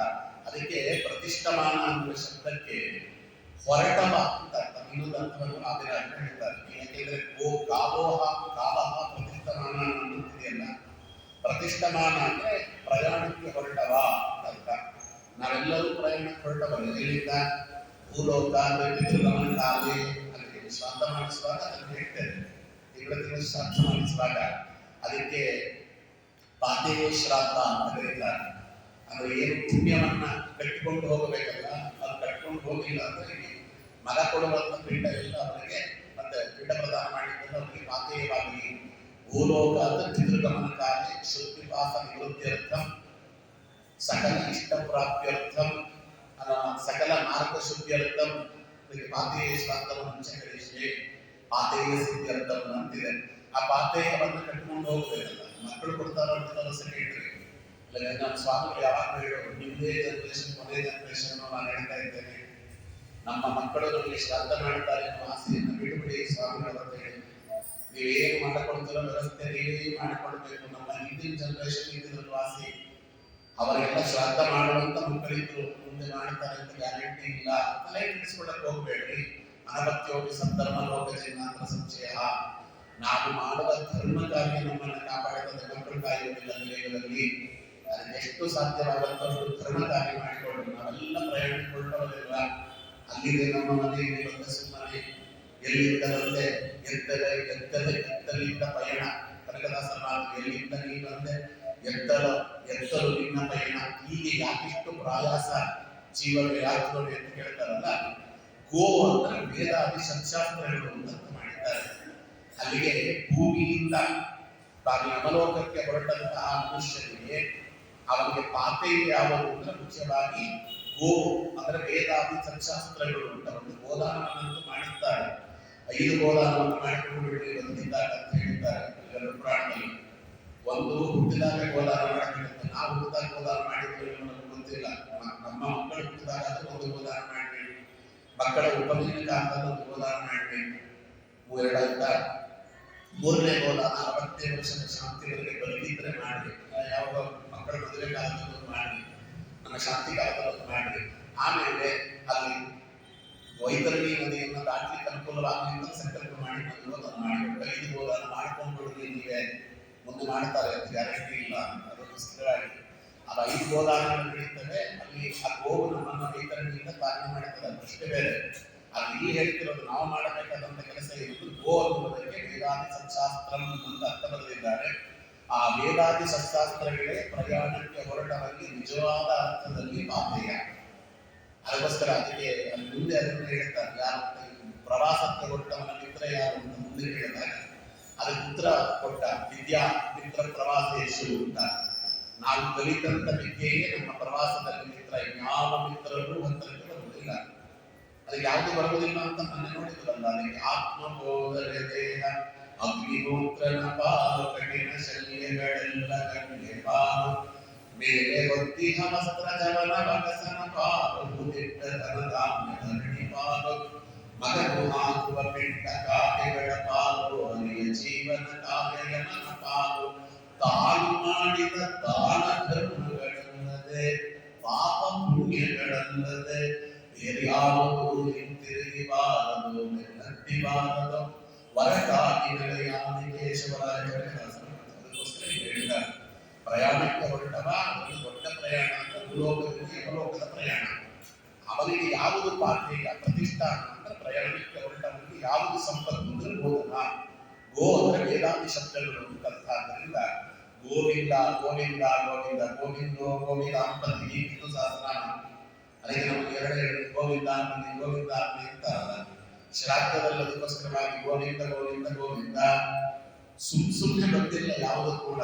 ನಾನು ರಾಮನ ಮಂತ್ರವನ್ನು ಹೇಳಿರುತ್ತ ಅದು ರಾಮ ಅನ್ನುವಂತಹ ನಾಮ ಅಂತ್ಯಕಾಲದಲ್ಲಿ ಬರಬೇಕು, ಬಂದ್ರೆ ಅವನಿಗೆ ಸದ್ಗತಿ ಆಗ್ತದೆ ಅಂತ ಹೇಳಿದ್ದಾರೆ. ಅದಕ್ಕೋಸ್ಕರವಾಗಿ ರಾಮ ಅನ್ನುವಂಥದ್ದು ಮಂತ್ರವನ್ನು ಈಗ ಮಾಡಿರುವ ರಾಮ ಧ್ಯಾನ ಮೂಕನೆಂದೆನಿಸಬೇಡ ಯಮಮಾನವ ಯಾವಾಗಾಗುತ್ತೋ ರಾಮ ಧ್ಯಾನವನ್ನು ಮಾಡಿ ಅಂತ್ಯಕಾಲದಲ್ಲಿ ಭಗವಂತ ರಾಮ ಧ್ಯಾನವನ್ನು ಕೊಡುತ್ತಾರೋ ಇಲ್ಲೋ ಗೊತ್ತಿಲ್ಲ. ನಾರಾಯಣ ನಿನ್ನ ನಾಮವಲ್ಲದೆ ಯಾರೂ ಸಂಕಟವಾಗೋದಿಲ್ಲ ಅಂತ ಕನಕದಾಸರ ಮಾತು. ಅದಕ್ಕೋಸ್ಕರವಾಗಿ ಅವರು ಶವವನ್ನು ಎತ್ತುವಾಗ ರಾಮ ರಾಮ ರಾಮ ರಾಮ ರಾಮ ರಾಮ ರಾಮ ರಾಮ ಅಂತ ಹೋಗ್ತಾರೆ. ಉತ್ತರ ಭಾರತದ ಕಡೆ ರಾಮನಾಮ ಸತ್ಯ ರಾಮನಾಮ ಸತ್ಯ ಅಂತ ನೋಡಿ. ಅದು ಯಾವಾಗ ದೇಹ ಅನ್ನುವ ಕ್ರಿಯಾಹುತಿ ಆಯಿತು ಅಲ್ಲಿಂದ ಗೋವಿಂದ ನಾಮಸ್ಮರಣೆ.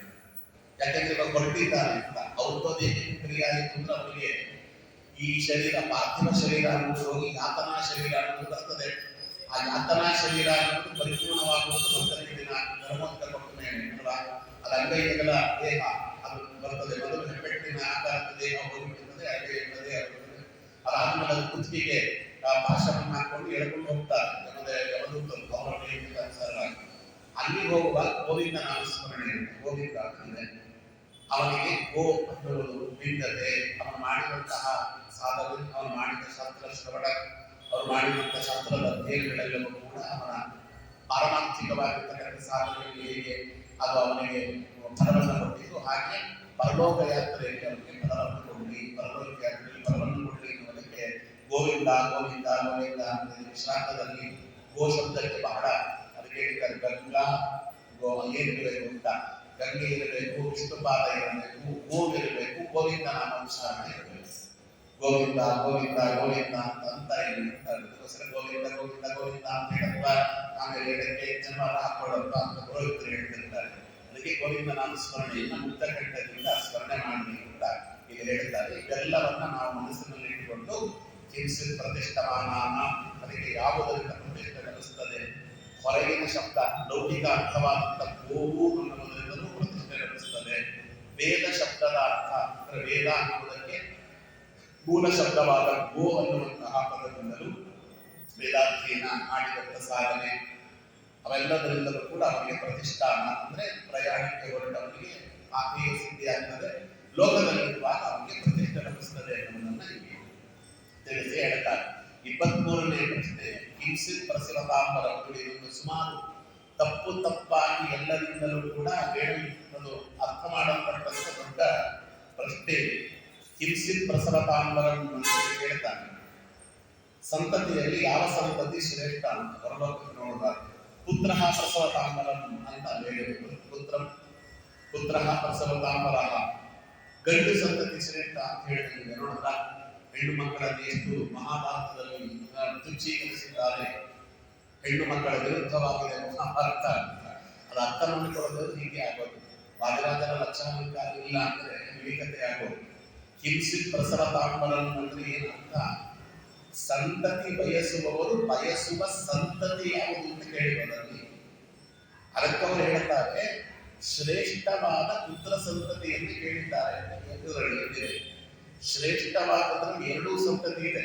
ಹೆಣ್ಣು ಆಗಬೇಕು, ಗಂಡು ಆಗಬೇಕಾದ್ರೆ ಕ್ಷತ್ರಿಯರಿಗೆ ಗಂಡು ಸಂತತಿ ಆಗಲೇಬೇಕು, ಅವ್ರು ಕಂಪಲ್ಸರಿ.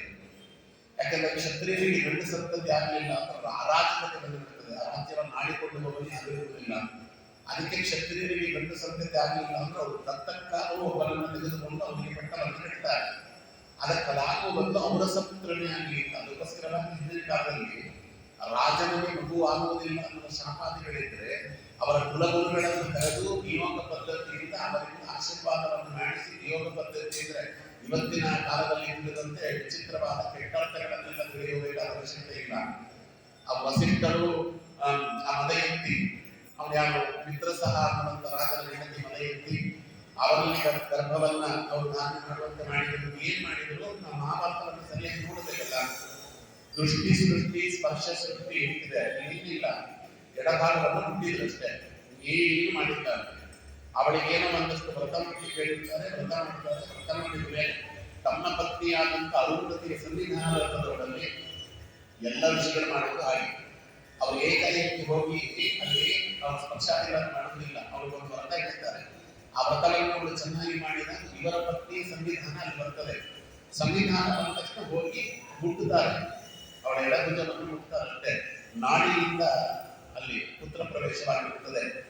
ಪುತ್ರನ ಪುತ್ರಿಯ ಯಾರು ಹುಟ್ಟಬೇಕೋ ಅವ್ರು ಪ್ರವೇಶವಾಗ್ತದೆ. ಅದಕ್ಕೆ ಹಿಂದಿನ ಕಾಲದಲ್ಲಿ ನಾಡಿ ಹಿಡಿದು ನೋಡ್ತಾ ಇದ್ರು ಮಕ್ಕಳ ಗರ್ಭಿಣಿ ಒಂದು ಹೋಗ್ತಾ ನಾಡಿಗತವಾಗಿರುವಂತಹ ಪುತ್ರರು ಅವರೆಲ್ಲ. ಇನ್ನು ಕೆಲವರಿಗೆ ದೃಷ್ಟಿ ಸೃಷ್ಟಿ ಅಂತ ಅವಳ ಕಣ್ಣಲ್ಲಿ ಕಣ್ಣಿಟ್ಟು ನೋಡೋರು ಅಷ್ಟೇ ಅಷ್ಟೇ ಮುಟ್ಟು ಕೂಡ ಮುಟ್ಟದಿರಲಿಲ್ಲ. ಅವಳ ಕಣ್ಣಲ್ಲಿ ಇವರ ಕಣ್ಣಿಟ್ಟು ನೋಡಿದರೆ ಸಹ ಗರ್ಭೋತ್ಪತ್ತಿ ಆಗೋದು. ಇದು ಆಗಿನ ಕಾಲದಲ್ಲಿದ್ದ ನಿಯಮ ಪದ್ಧತಿಗಳು. ನಾನು ಅದು ಯಾರ ಫಿಲಮ್ ತೋರಿಸ್ತಾರೆ, ಟಿವಿ ತೋರಿಸ್ತಾರೆ, ಮುಚ್ಚುಚ್ಚಾಗೆಲ್ಲ ಅರ್ಥ ಮಾಡಿಕೊಳ್ಳಿ ಹೋಗಬಾರ್ದು.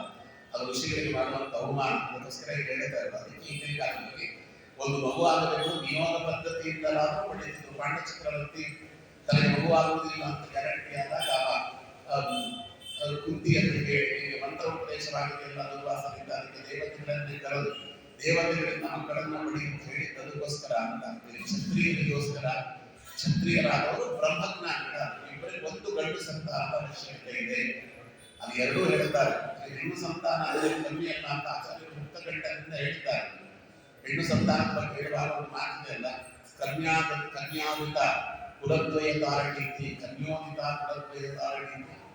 ಅಲ್ಲಿ ಹೇಳುವಾಗ ಒಂದು ಹೆಣ್ಣು 3 ವಂಶಗಳನ್ನು ಉದ್ಧಾರ ಮಾಡಿದ್ದಾರೆ. ಅಂತ ಗಂಡು ಏನಾದರೂ ಒಂದು ವಂಶ ಒಬ್ಬನ ವಂಶವನ್ನು ಉದ್ಧಾರ ಮಾಡಬಹುದು. ಒಬ್ಬ ಒಳ್ಳೆ ಹೆಣ್ಣು ಮಗಳು ಅಂತ ಕೇಳಿದರೆ ಅವನು 3 ವಂಶ, ತನ್ನ ತಂದೆಯ ವಂಶ, ತನ್ನ ತಾಯಿಯ ವಂಶ, ತನ್ನ ಗಂಡನ ವಂಶ, 3 ವಂಶವನ್ನು ಉದ್ಧಾರ ಮಾಡ್ತಾರಂತೆ.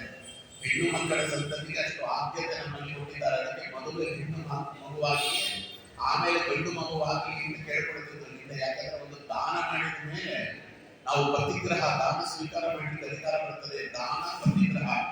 ಅದಕ್ಕೆ ನಾವು ಕನ್ಯಾದಾನ ಮಾಡಿದ ಮೇಲೆ ನಮಗೆ ಸೊಸೆಯನ್ನ ಸ್ವೀಕಾರ ಮಾಡಲಿಕ್ಕೆ, ಕನ್ಯಾ ಸ್ವೀಕಾರ ಮಾಡಲಿಕ್ಕೆ ಅಧಿಕಾರ ಬರ್ತದೆ ಅಂತ ಹಿಂದಿನ ಕಾಲದಲ್ಲಿ ಮೊದಲು ಹೆಣ್ಣು ಆಮೇಲೆ ಗಂಡಾಗಿ. ನೋಡಿ ರಾಘವೇಂದ್ರ ಸ್ವಾಮಿಗಳ ಕಥೆಯಲ್ಲಿ ನಾವು ಕೇಳ್ತೇವೆ, ವೆಂಕಮ್ಮ ಮೊದಲು, ಆಮೇಲೆ ಗುರುರಾಜ, ಆಮೇಲೆ ವೆಂಕಟನಾಥಾಚಾರ್ಯರಲ್ಲಿ ಮೊದಲು ಒಂದು ಹೆಣ್ಣು ಇದ್ದೇ ಇರ್ತಿತ್ತಲ್ಲ, ಕನ್ಯಾದಾನ ಮಾಡಬೇಕು ಅಂತ. ಹಾಗಾಗಿ ಹಿಂದಿನ ಕಾಲದಲ್ಲಿ ಗಂಡಿಗಿಷ್ಟು ಅವ್ರು ಹಂಬಲಿಸ್ತಿದ್ರು, ಹೆಣ್ಣು ಮಕ್ಕಳಿಗೂ ಅಂತ ಹಂಬಲಿಸ್ತಿದ್ರು. ಆದರೆ ಹೆಣ್ಣು ಏನೇ ಆದರೂ ಕೂಡ ಅವರು ಇನ್ನೊಂದು ಮನೆಯನ್ನು ಬೆಳಗುವಂತ ದೀಪ, ಇನ್ನೊಂದು ವಂಶವನ್ನು ಬೆಳಗುವ ದೀಪ. ಆದ್ದರಿಂದ ಒಂದು ಕ್ಷತ್ರಿಯರು, ಒಂದು ಬ್ರಹ್ಮಜ್ಞಾನಿಗಳ ವಂಶದ ಪರಂಪರೆಯಲ್ಲಿ ಚಿಂತನವಾಗಬಾರದು, ಅದು ಮುಂದಕ್ಕೆ ಹೋಗಬೇಕು ಅನ್ನೋ ಕಾರಣಕ್ಕೋಸ್ಕರವಾಗಿ ಒಂದು ಗಂಡು ಮಗುವಾಗಬೇಕು ಬಹಳ ಅವರು ಪ್ರಯತ್ನ ಪಡುತ್ತಿದ್ರು, ತಪಸ್ಸನ್ನು ಮಾಡುತ್ತಿದ್ರು ಅಂತ. ಅದಕ್ಕೆ ನಾನು ಬ್ರಹ್ಮಾಂಡ ಪುರಾಣದ ಶ್ಲೋಕವನ್ನು ಕಳೆದ ಬಾರಿ ಹೇಳಿದ್ದೇನೆ. ಋಣ ಸಂಬಂಧಿನ ಕೇಚಿತ್ ಜ್ಞಾಸಾಪಹಾರಕ ಲಾಭಪ್ರದ ಭವಂತೆ ಉದಾಸೀನ ತತ್ಪರಃ ಅಂತ. ಅದೊಂದು 4 ರೀತಿಯ ಮಕ್ಕಳಿರ್ತಾರೆ ಲೋಕದಲ್ಲಿ ಅಂತ ಹೇಳ್ತಾರೆ ಬ್ರಹ್ಮಾಂಡ ಪುರಾಣ. ಋಣ ಸಂಬಂಧಿನ ಕೇಚಿತ್, ಅದಕ್ಕೆ ಋಣ ಸಂಬಂಧಿನ ಕೇಚಿತ್ ನಾವು ಹೇಳ್ತೇವೆ. ಋಣಾನುಬಂಧ ರೂಪೇಣ ಪಶುಪತ್ನಿ ಸುತಾಲಯ ಅಂತ ಸುಮ್ಮನೆ ತಮಾಷೆ ಹೇಳ್ತಾ ಇದ್ದಾರೆ. ಋಣಾನುಬಂಧ ರೂಪೇಣ ಪಶುಪತ್ನಿ ಸುತಾಲಯ ಅಂತಿದೆ. ಅದಕ್ಕೆ ಹೆಂಡತಿ ಗಂಡನನ್ನ ಕೇಳಿದಂತೆ ಪಶುಪತ್ನಿ ಸುತಾಲಯ ಅಂತಿದೆ. ಗಂಡನ ಹೆಸರೇ ಇಲ್ಲ, ಪತ್ನಿ ತಿರುಗೇ ಇಲ್ಲಲ್ಲ.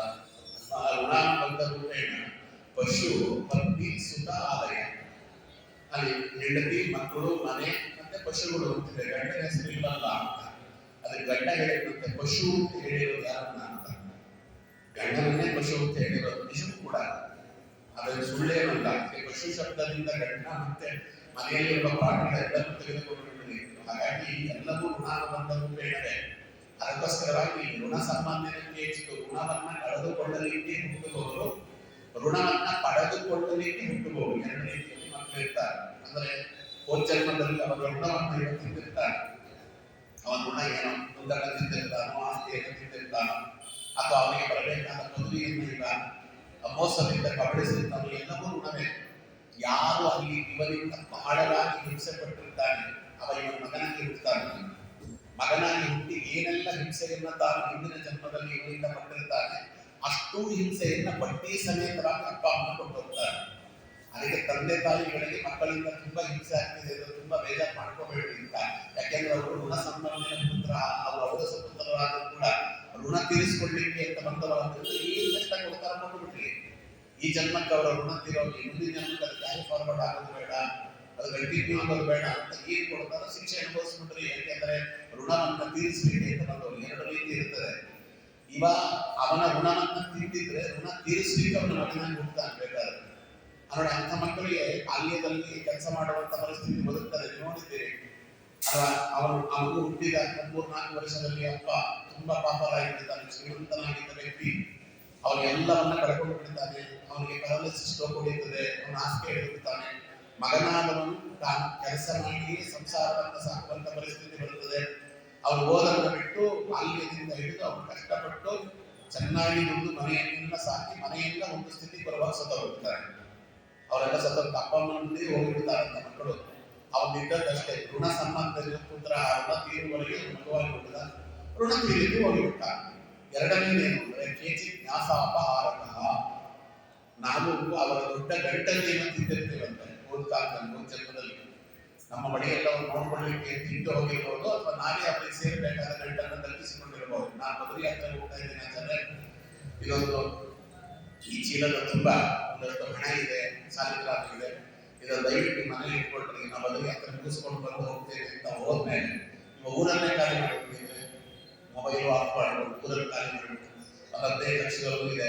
ಸಾಲಿಗ್ರಾಮ ಇದೆ, ಸಾಲಿಗ್ರಾಮ ಯಾವ್ದು ಮಾಡಿ ಕೊಟ್ಬಿಟ್ರೆ ಆಯ್ತು, 15 ಲಕ್ಷ ನಾನು ಉಪಯೋಗಿಸ್ಬಿಡೋಣ ಅಂತ ಮಾಡಿದ್ರೆ ಅದು ನ್ಯಾಸಾಪಹಾರ, ಎಲ್ಲೂ ಹೋಗುವುದಿಲ್ಲ. ಅವಾಗ ಇವನ ಮಗನಾಗಿ ಹುಟ್ಟುತ್ತಾನೆ.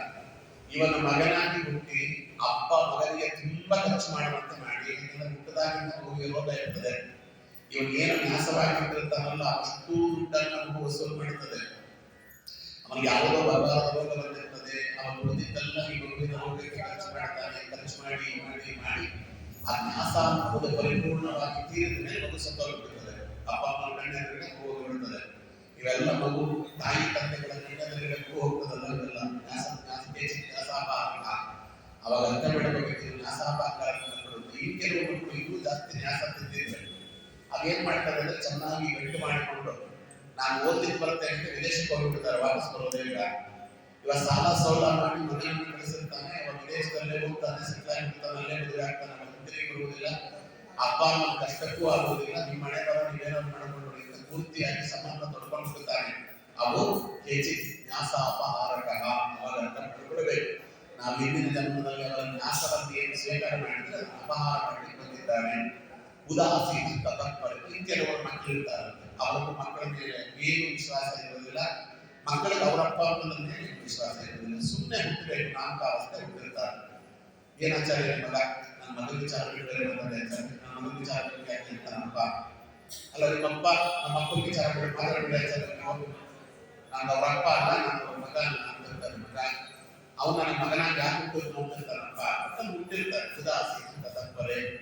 ಅವನಿಂದ ಅಪ್ಪ ಅಮ್ಮನಿಗೆ ಹೆಚ್ಚು ನಿರೀಕ್ಷೆ ಇರುವುದಿಲ್ಲ, ಅಪ್ಪ ಅಮ್ಮನಿಂದಲೂ ಅವನಿಗೆ ಹೆಚ್ಚು ನಿರೀಕ್ಷೆ ಇರುವುದಿಲ್ಲ. ಸುಮ್ಮನೆ ಹುಡ್ತಾರೆ, ಎಲ್ಲೋ ತಿರುಗಾಡ್ತಾರೆ, ಹೇಗೋ ಹೋಗಿರ್ತಾರೆ, ಅಪ್ಪ ಅಮ್ಮ ಸಾಯ್ತಾರೆ, ಹೆಚ್ಚು ಮಾತನಾಡಲಿಕ್ಕೆ ಹೋಗೋದಿಲ್ಲ. ಅವನ ಕಣ್ಣ ಮಕ್ಕಳು ಸತ್ರು ಅಪ್ಪ ಅಮ್ಮನಿಗೆ ಉಪಯೋಗ ಆಗ್ತಿಲ್ಲ. ಇಂಥವರೆಲ್ಲ ಇದ್ದಾರೆ. ಇನ್ನೊಂದು ಮಕ್ಕಳಿದ್ದಾರೆ, ಲಾಭಪ್ರದ ಭವಂತಿಗೆ. ಲಾಭಪ್ರದ ಭವಂತಿಗೆ ಲಾಭಪ್ರದ ಮಕ್ಕಳು ಹುಟ್ಟಿದ್ದಾರೆ. ಅಂಥ ಮಕ್ಕಳನ್ನು ಪಡೆಯಬೇಕಾದ್ರೆ ಸಾಕಷ್ಟು ಸೇವಾದಿಗಳನ್ನು ಮಾಡಬೇಕು, ಕಟ್ಟೆಯಾಗಿ ಅಂತ ಮಕ್ಕಳು ಹುಟ್ಟುವುದಿಲ್ಲ. ಅದಕ್ಕೆ ಅಂಥ ಮಕ್ಕಳನ್ನು ಪಡೆಯಬೇಕು ಅಂದರೆ ಸಾವಿರಾರು ವರ್ಷದ ತಪಸ್ಸು, ವಯೋವ್ರತಾದಿಗಳು, ಹರಿವಂಶಾದಿ ಶ್ರವಣಗಳು, ಕಟ್ಟುನಿಟ್ಟಿನ ಉಪವಾಸಾದಿಗಳು, ವಿಷ್ಣು ಪಂಚಕಾದಿಗಳು, ಇವೆಲ್ಲ ಕಟ್ಟುನಿಟ್ಟಿನಿಂದ ಅಪ್ಪ ಅಮ್ಮ ಮಾಡಿ ಮಕ್ಕಳು ಆಗಬೇಕು ಅಂದ್ರೆ ವ್ರತ ಯಾಕೆ ಮಾಡಬೇಕು ಅಂತ ಕೇಳಬಹುದು. ಈ ಪ್ರಶ್ನೆಗೆ ಉತ್ತರ, ಯಾವುದೋ ಮಕ್ಕಳು ಆಗಬೇಕು ಅಂದ್ರೆ ನೀವು ವ್ರತ ಮಾಡಬೇಕು. ನಂದಿಗೂ ಮಕ್ಕಳಾಗ್ತಾರೆ, ಒಂದ್ಸತಿ 15-20 ಮನೆ ಆಗ್ತಾರೆ. ಅಲ್ಲಿ ಅಂಥ ಮಕ್ಕಳಾಗಬೇಕು, ಭಯೋತ್ಪಾದಕ ಮಕ್ಕಳಾಗಬೇಕು, ದುರ್ಯೋಧನಂತವರಾಗಬೇಕು ಅಂದ್ರೆ ತಪಸ್ಸು ಮಾಡಬೇಕಾಗಿಲ್ಲ, ವ್ರತಗಳನ್ನು ಮಾಡಬೇಕಾಗಿಲ್ಲ. ಒಳ್ಳೆ ಮಕ್ಕಳಾಗಬೇಕಂದ್ರೆ ಧರ್ಮರಾಜನಂತ ಮಗ, ಧ್ರುವ ಚಕ್ರವರ್ತಿ ಅನುಗ್ರಹಕ್ಕೆ ಪಾತ್ರನಾದವ, ಪ್ರಹ್ಲಾದರಾಜನ ಅನುಗ್ರಹಕ್ಕೆ ಪಾತ್ರನಾದವ, ಮುಚುಕುಂದ ಮಹಾರಾಜನಂತವ, ಧರ್ಮಾಂಗದಂತವ, ರುಕ್ಮಾಂಗದಂತವ, ಅಂಥ ಮಕ್ಕಳು ಹುಟ್ಟಬೇಕು. ಬಹಳ ಕಷ್ಟಪಡಬೇಕು, ಕಟ್ಟೆಯಾದಂಥ ಮಕ್ಕಳು ಬರುವುದಿಲ್ಲ. ಅದಕ್ಕೆ ಅವರಿಗೆ ಲಾಭಪ್ರದ ಭವಂತಿಗೆ ಅಂತ ಒಬ್ಬನ ಹುಟ್ಟಿದ್ರಿಂದ ಹಿಂದಿನ 21 ಮುಂದಿನ 21 ಕುಲವನ್ನು ಉದ್ಧಾರ ಮಾಡ್ತಾನೆ, 108 ಪಿತೃಗಳನ್ನು ಉದ್ಧಾರ ಮಾಡ್ತಾನೆ. ಅವ ಒಬ್ಬ ಹುಟ್ಟಿರ್ಲಿಕ್ಕೆ ಎಲ್ಲವೂ ಮನೆಯಲ್ಲಿ ಬದಲಾಗಿರುತ್ತದೆ. ಆ ಮನೆಯ ಎಲ್ಲ ರೂಪರೇಷೆಗಳು ಬದಲಾಗುತ್ತೆ, ಮನೆಯಲ್ಲಿ ಧಾರ್ಮಿಕವಾದ ವಾತಾವರಣ ಬರುತ್ತದೆ. ಅವನು ಹುಟ್ಟಿದ ಮೇಲೆ ಒಳ್ಳೆಯದಾಗಿ ಪ್ರಾರಂಭ ಆಗ್ತದೆ. ಅವರ ಮನೆಯಲ್ಲಿರುವಂತಹ ಶತ್ರುಗಳನ್ನು ನಾಶವಾಗಿಬಿಡುತ್ತಾರೆ. ಒಂದು ರೀತಿಯಲ್ಲಿ ಅವ ಮನೆಗೆ ಪ್ರತಿಷ್ಠೆಯೂ ಬರ್ತದೆ. ಆ ಮಗನಿಂದ ಅಪ್ಪ ಅಮ್ಮನಿಗೆ ಒಳ್ಳೆಯ ಹೆಸರು ಬರ್ತದೆ. ತುಂಬಾ ಒಳ್ಳೆಯ ರೀತಿಯಲ್ಲಿ ತಾನು ಬದುಕಿರುವವರೆಗೂ ಅಪ್ಪ ಅಮ್ಮನ ನೋಡಿಕೊಂಡು ಒಳ್ಳೆಯ ರೀತಿಯಲ್ಲಿ ತಂದೆ ತಾಯಿಗಳ ಸೇವೆ ಮಾಡಿ ಆ ವಂಶದ ಕುಲದೀಪಕನಾಗಿರ್ತಾರೆ. ಮಗ ಅಂತ ಮಗ ಹುಟ್ಟಬೇಕು, ಬಹಳ ಪ್ರಯತ್ನ ಪಡಬೇಕು. ಮಾರ್ಕಂಡೇಯರಂತ ಮಕ್ಕಳು ಸಾವಿರಾರು ವರ್ಷ ತಪಸ್ಸು ಮಾಡಿದ್ದಾರೆ, ಸುಮ್ಮನೆ ಅಂತ ಮಕ್ಕಳು ಬರುವುದಿಲ್ಲ. ಅದಕ್ಕೋಸ್ಕರ ಇದನ್ನು ಹೇಳಿದ್ರು. ಅಂಥ ಮಕ್ಕಳ ಬಗ್ಗೆ ಇಲ್ಲಿ ಮಾತಾಡ್ತಿರೋದು. ಅದಕ್ಕೆ ಮೊದಲ ವಿವರಣೆ ಕೊಟ್ಟೆ. ಪುತ್ರ ಪ್ರಸವತಾಂಬರ ಅಂತ ಬಿಟ್ಟು ಇಂಥ ಲಾಭಪ್ರದ ಮಕ್ಕಳಾಗಲಿ ಎನ್ನುವುದಕ್ಕೆ ಇಲ್ಲಿ ಹೇಳ್ತಾ ಇರೋದು. ಅದಕ್ಕೋಸ್ಕರವಾಗಿ ಅಂಥ ಮಕ್ಕಳಾಗಬೇಕು ಅಂದ್ರೆ ಬಹಳ ಕಷ್ಟಪಡಬೇಕು. ಅಂಥ ಮಕ್ಕಳು ನಿಜವಾಗಿ ಮಾಡಿದಂತಹ ಶ್ರಾದ್ದಾದಿಗಳಿದೆಯಲ್ಲ, ಆ ಶ್ರಾದ್ದಾದಿಗಳು ನಿಜವಾಗಿ ತಂದೆ ತಾಯಿಗಳಿಗೆ ಒಳ್ಳೆ ರೀತಿಯಲ್ಲಿ ಅವರಿಗೆ ಸದ್ಗತಿಯನ್ನು ಕೊಡಿಸುತ್ತದೆ. ಅವ ಏನು ಮಾಡಿದ್ರು ಅಪ್ಪ ಅಮ್ಮ ಪಡೆದ ನೋಡಿದ. ಅವ ಪಾಂಡ್ಯ ಚಕ್ರವರ್ತಿ ಇದ್ದಾನೆ, ಅವ ರಾಜಸೂಯಾಗವನ್ನು ಮಾಡಲಿಕ್ಕೆ ಆಗಲಿಲ್ಲ. ಅದಕ್ಕೆ ಅವ ಯಮಲೋಕದಲ್ಲಿದ್ದ, ಇಂದ್ರಲೋಕದಲ್ಲಿಲ್ಲ. ಹರಿಶ್ಚಂದ್ರ ಚಕ್ರವರ್ತಿ ರಾಜಸೂಯಾಗ ಮಾಡಿದ್ದ ಅನ್ನೋ ಕಾರಣಕ್ಕೆ ಅವ ಇಂದ್ರಲೋಕದಲ್ಲಿದ್ದ. ನಾರದವರನ್ನು ಬಂದು ಹೇಳಿದರು, ಧರ್ಮರಾಜ ಮಾಡಿದ್ದರಿಂದ, ಧರ್ಮರಾಜ ರಾಜಸೂಯಾಗ ಮಾಡಿದ್ದರಿಂದ ಅವನ ತಂದೆ ಪಾಂಡ್ಯ ಚಕ್ರವರ್ತಿ ಯಮಲೋಕದಿಂದ ಇಂದ್ರಲೋಕಕ್ಕೆ ಹೋದ ಅಂತ ಸಭಾಪರ್ವದಲ್ಲಿ ನಾವು ಅದನ್ನು ನೋಡುತ್ತೇವೆ. ರಾಜಸೂಯಾಗ ಅದರ ಮಕ್ಕಳು ಮಾಡುವಂತಹ ಪುಣ್ಯದಲ್ಲಿ 8ನೇ ಒಂದು ಭಾಗ ನೇರ ತಂದೆ ತಾಯಿಗಳಿಗೆ ಹೋಗ್ತದೆ. ಹಾಗಾಗಿ ಅಂಥ ಒಳ್ಳೆ ಪುತ್ರರು ಬೇಕು ಅಂತ, ಒಳ್ಳೆ ಕನ್ಯೆಯೂ ಬೇಕು ಅಂತ ಸಾವಿತ್ರಿ ಅಂತ. ಹಾಗಾಗಿ ಮತ್ತೆ ನಾನು ನೆನೆ ಅಮ್ಮ ಒಳ್ಳೆ ಸಾವಿತ್ರಿ ಹುಣ್ಣಿಮೆ ಅಂತಲ್ಲ, ಒಬ್ಬ ಸಾವಿತ್ರಿ ಅಂತ ಅದ್ಭುತವಾಗಿರ್ತಕ್ಕಂತಹ ಹೆಣ್ಣುಮಗಳು. ಅವಳು ಇನ್ನೇನು ಮದುವೆ ಆಗ್ಬೇಕು ಅಂತ ನಾನು ಹೇಳಿದರು. ಅದನ್ನು ಆ ಅರ್ಥದಲ್ಲೇ ಬರುವ ತುಂಬ ವಿಸ್ತಾರವಾದಂತೆ. ನಿಮ್ಮ ಸತ್ಯವಾನ ನನ್ನ ಗಂಡ ಅಂತ ಅಂದ್ಕೊಂಡು ಬಂದಿದ್ದೇನಮ್ಮ, ಅವನಿಗೆ ಒಂದೇ ವರ್ಷ ಆಗಿಸಿರೋದು ಸತ್ಯ. ಈ ಪುಣ್ಯ ಚೆನ್ನಾಗಿತ್ತು, ನಾನು ಬಂದೆ ಅವರ ಬಿಟ್ಟು 1 ವರ್ಷಕ್ಕೆ ವೈದ್ಯ ಬರ್ತದೆ. ಯಾರನ್ನ ನೀನು ಗಂಡ ತಪ್ಪಿಗೂ ಅಂತ ಒಂದೇ ನಾನು ಹೇಳ್ತಾರೆ ಸಾಧಿಸ್ತೀನಿ. ನಾನು ಮನಸ್ಸಾರ ಗಂಡ ಅಂತ ಸ್ವೀಕಾರ ಮಾಡಿ ನಾವು 1 ದಿನ ಬದುಕಿದ್ವಿ, 1 ವರ್ಷ ಬದುಕಿದ್ವಿ. ಅವನೇ ನನ್ನ ಗಂಡ. ನನ್ನ ಆಯುಸ್ಸಿಲ್ಲದನ್ನ ನಾನು ಆಯುಸ್ಸನ್ನ ಅವನಿಗೆ ಬರುವಂತೆ ಮಾಡ್ತೇನೆ ಅಂತ ತಾಕತ್ತು. ಅದಕ್ಕೋಸ್ಕರವಾಗಿ ನೋಡಿ ಮದುವೆ ಆಗಿ ಮದುವೆ ವಿಜೃಂಭಣೆಯಿಂದ ಆಗಬಾರದು. ತಂದೆ ಹೇಳ್ತಾಳೆ ಅಶ್ವಪತಿ ರಾಜನ ವಿಜೃಂಭಣೆ ಇರಲಿಲ್ಲ, ಅರ್ಧ ದಿನದಲ್ಲಿ ಮದುವೆ ಮಾಡಿಕೊಟ್ಟರು. ಮದುವೆಯಾದ ದಿನದಿಂದ ನಾವು ಸಾವಿತ್ರಿ ಕಥೆಯನ್ನು ಸರಿಯಾಗಿ ಕೇಳಿಲ್ಲ, ಅದಕ್ಕೆ ಹೇಳ್ತಾ ಇದ್ದೇನೆ. ಮದುವೆಯಾದ ದಿನದಿಂದ ಉಪವಾಸದಿಂದ ನಿದ್ರೆ ಮಾಡಿಲ್ಲ, ಊಟವನ್ನ ತೊರೆದು ನಿದ್ರೆಯನ್ನು ತೊರೆದು 1 ವರ್ಷಗಳ ಕಾಲ ಇದ್ದಾಳೆ. ಬಂದು ಅನೌನ್ಸ್ ಮಾಡಿದ್ರು, ನಮ್ಮ ಪ್ರಧಾನಮಂತ್ರಿಗಳು ಭಾಷಣ ಮಾಡ್ತಾರೆ ನೋಡುವವರಿಗೆ. ಏನು ಅನೌನ್ಸ್ ಮಾಡಿದ್ರು ಗೊತ್ತಾ? ನೀವು ಯಾರ್ಯಾರು ಆಶ್ರಮವಾಸಿಗಳಿದ್ದೀರಿ ಅವರಿಗೆಲ್ಲ ನನ್ನನ್ನು ಹೋಲಿಕೆ 1 ವರ್ಷದಲ್ಲಿ ಒಂದು ವ್ರತ ಮಾಡ್ತಾ ಇದ್ದೇನೆ. ಏನು ವ್ರತ ಅಂತ ಹೇಳಿದ್ರೆ, ಈ ಆಶ್ರಮದಲ್ಲಿ ಎಲ್ಲ ಕೆಲಸವನ್ನ ನಾನು ಮಾಡುತ್ತೇನೆ, ನನಗೆ ನೀವು ದಯವಿಟ್ಟು ಆಶ್ರಮದ ಕೆಲಸವನ್ನೆಲ್ಲ ಮಾಡಲಿಕ್ಕೆ ಅವಕಾಶ ಮಾಡಿಕೊಡಿ. ಕಸ ಎತ್ತುವುದರಿಂದ ಹಿಡಿದು ಸಾಧಿಸುವುದರಿಂದ ಹಿಡಿದು ಉಳಿಸುವುದರಿಂದ ಹಿಡಿದು ಎಲ್ಲ ಕೆಲಸ ನಾನು ಮಾಡಿ ಬಿಟ್ಟರೆ ನೀವು ಮಾಡಬೇಕಂತೆ. ನಾನು ಮಾಡ್ತೇನೆ, 1 ವರ್ಷ ಪೂರ್ತಿ ನಾನೇ ಮಾಡ್ತೇನೆ. ಎಲ್ಲವೂ ಮಾಡ್ತೇನೆ. ಸಮಿತನ್ನು ತಂದು ಕೊಡುವುದರಿಂದ ಹಿಡಿದು ಹೂವನ್ನು ತಂದು ಕೊಡುವುದರಿಂದ ಹಿಡಿದು ಏನೆಲ್ಲ ಕೆಲಸಗಳನ್ನ ಸೇವೆಯನ್ನ ಹೆಣ್ಣಾದವರು ಮಾಡುವುದು ಎಲ್ಲವನ್ನ ನಾನು ಆಶ್ರಮದಲ್ಲಿರುವಂತಹ ಪ್ರತಿಯೊಬ್ಬರಿಗೂ ಕೂಡ ಮಾಡ್ತೇನೆ. ನೀವೆಲ್ಲ ನನಗೆ ಸಹಕಾರ ಕೊಡಿ. 1 ವರ್ಷ ನಾನು ಕೆಲಸ ಮಾಡಿಕೊಡ್ತೀನಿ, 1 ವರ್ಷ ಅವಕಾಶ ಕೊಡಿ. ಯಾಕೆ ಅಂತ ಪ್ರಶ್ನೆ ಕೇಳಬೇಡಿ, ವರ್ಷ ಉತ್ತರ ಕೊಡ್ತೇನೆ ಅಂತ ಹೇಳಿ ಊಟ ಮಾಡಲಿಲ್ಲ, ನಿದ್ದೆ ಮಾಡಲಿಲ್ಲ. ಗಂಡ ಹೇಳ್ತಿದ್ದಾನೆ ಸತ್ಯವ ಅಲ್ಲ ಕಮಲ, ನೀನು ಬಂದಾಗಿನಿಂದ ನಮಗೆ ರುಚಿಯಾದ ಅಡುಗೆ ಮಾಡಿದ್ದೆ, ಒಂದಿನ ಊಟ ಮಾಡಲಿಲ್ಲ, ಒಂದಿನ ನೀವು ನಿದ್ದೆ ಮಾಡಲಿಲ್ಲ, ಯಾಕೆ ಹೀಗೆ? ಕಾಲ ಬಂದಾಗ ಹೇಳ್ತೇನೆ. ದಿನಕ್ಕೂ ಅವನ ಗಂಡನ ಆಯುಷ್ ಕ್ಷೀಣಿಸ್ತಾ ಇದೆ, ಅವನ ದೇಹದಲ್ಲಿರುವ ಶಕ್ತಿ ಹುಡುಗ ಹೋಗ್ತಾ ಇದೆ. ಇವಳಿಗೆ ಗೊತ್ತಿದೆ, ಇವಳು ಗೊತ್ತಿಲ್ಲ ಅಂತಲ್ಲ, ಇವಳು ಗೊತ್ತಿದೆ, ಯಾರಿಗೂ ಗೊತ್ತಿಲ್ಲ, ಸತ್ಯವಾಗಿ ಗೊತ್ತಿಲ್ಲ, ಅವ್ರ ಅಪ್ಪ ಅಮ್ಮ ಗೊತ್ತಿಲ್ಲ, ಜೀವನ ಸೇರಿಗೆ ಇವಳು ಮಾತ್ರ ಗೊತ್ತಿದೆ. ನಾರದನ ಗೊತ್ತು, ಅಪ್ಪ ಅಮ್ಮ ಗೊತ್ತು, ಇವಳು ಗೊತ್ತಾಗಿದೆ, ಜ್ಞಾನ ಗೊತ್ತಿಲ್ಲ. ಒಂದು ದಿನ ಬಾಯಿ ಹೇಳಿಲ್ಲ. ಹಾಗೆ ಮಾಡಿ ತನ್ನ ಪತಿವ್ರತಾ ಶಕ್ತಿಯಿಂದ ಯಮದೇವರ ಅನುಗ್ರಹಕ್ಕೆ ಪಾತ್ರರಾಗಿ ಯಮದೇವರಿಂದ ಅನುಗ್ರಹಿತರಾಗಿ ತನ್ನ ಗಂಡನನ್ನು ಉಳಿಸಿಕೊಂಡಲ್ಲ ಅಂತ ಒಬ್ಬ ಅತ್ಯುನ್ನತವಾಗಿರ್ತಕ್ಕಂಥ ಪತಿವ್ರತಾ ಸ್ತ್ರೀ ಮಗನನ್ನಾಗಿ ಅವಳ ಮಗಳನ್ನಾಗಿ ಪಡೆಯಬೇಕಾದರೆ 10,000 ವರ್ಷಗಳ ಕಾಲ ಗಾಯತ್ರಿ ಮಂತ್ರದಿಂದ ಹವಿಸ್ಸನ್ನು ಕೊಡುವ ಯಾಗ ಮಾಡಿದ್ರು. ಅವ್ರ ತಂದೆ ಹುಕ್ಕಟ್ಟೆ ಆಗಂತ ಹೆಣ್ಣು ಮಗಳು ಬರಲಿಲ್ಲ. ಅಂತ ಹೆಣ್ಣು ಮಗಳು ಹುಟ್ಟು ಬರಬೇಕಾದ್ರೆ 10,000 ವರ್ಷಗಳ ಕಾಲ ಅವರಿಗೆ ಗಾಯತ್ರಿ ಮಂತ್ರದಿಂದ ವಿನಮ್ಯವಾದ ಸಾವಿತ್ರಿ ಹೋಮ ಅಂತ ಮಾಡಿರ್ತಾರೆ ಭಗವಾನ್ ಅಂತ. ಅದಕ್ಕಂತ ಹೆಣ್ಣು ಮಗಳು ಹುಟ್ಟು ಬಂದು ಎರಡನೇ ನಮ್ಮ ಹರಪನಹಳ್ಳಿ ಭೀಮವ್ವ ಅಂತ ಒಬ್ಬೊಬ್ಬರು ಸಾಕು ಯಾವ ಪಂಡಿತರವರ ಸಮತ್ತು ಬರ್ತಾರೆ. ಏನ್ ಮಾಡಿ ಆ ಪಂಡಿತರವರ ಸಮತ್ತು ಬಂದರು ಎಡವನಗಟ್ಟೆಗೆ ಇದ್ದಂತಹ ಜ್ಞಾನ ಅವರಿಗೆ ನಮ್ಮ ಹರಪನಹಳ್ಳಿ ಭೀಮವ್ವನಿಗೆ ಇದ್ದಂತಹ ಜ್ಞಾನ ನಿಗದಿ ಆದ ಮೇಲೆ ಹೇಗೆ ಸಾಧನೆ ಮಾಡಬಹುದು, ವಿಧವೆಯರನ್ನ ಸಮಾಜ ತುಚ್ಛೀಕೃತವಾಗಿ ನೋಡುತ್ತದೆ, ಗಂಡನನ್ನು ಕಳೆದುಕೊಂಡ ಮೇಲೆ ಒಬ್ಬ ಹೆಣ್ಣು ಮಗಳಾದವಳು ಉನ್ನತ ಮಟ್ಟದಲ್ಲಿ ಹೇಗೆ ಸಾಧನೆ ಮಾಡಬಹುದು ಅನ್ನುವುದಕ್ಕೆ ಜೀವಂತವಾದ ಉದಾಹರಣೆ ಹರಪನಹಳ್ಳಿ ಭೀಮವ್ವ.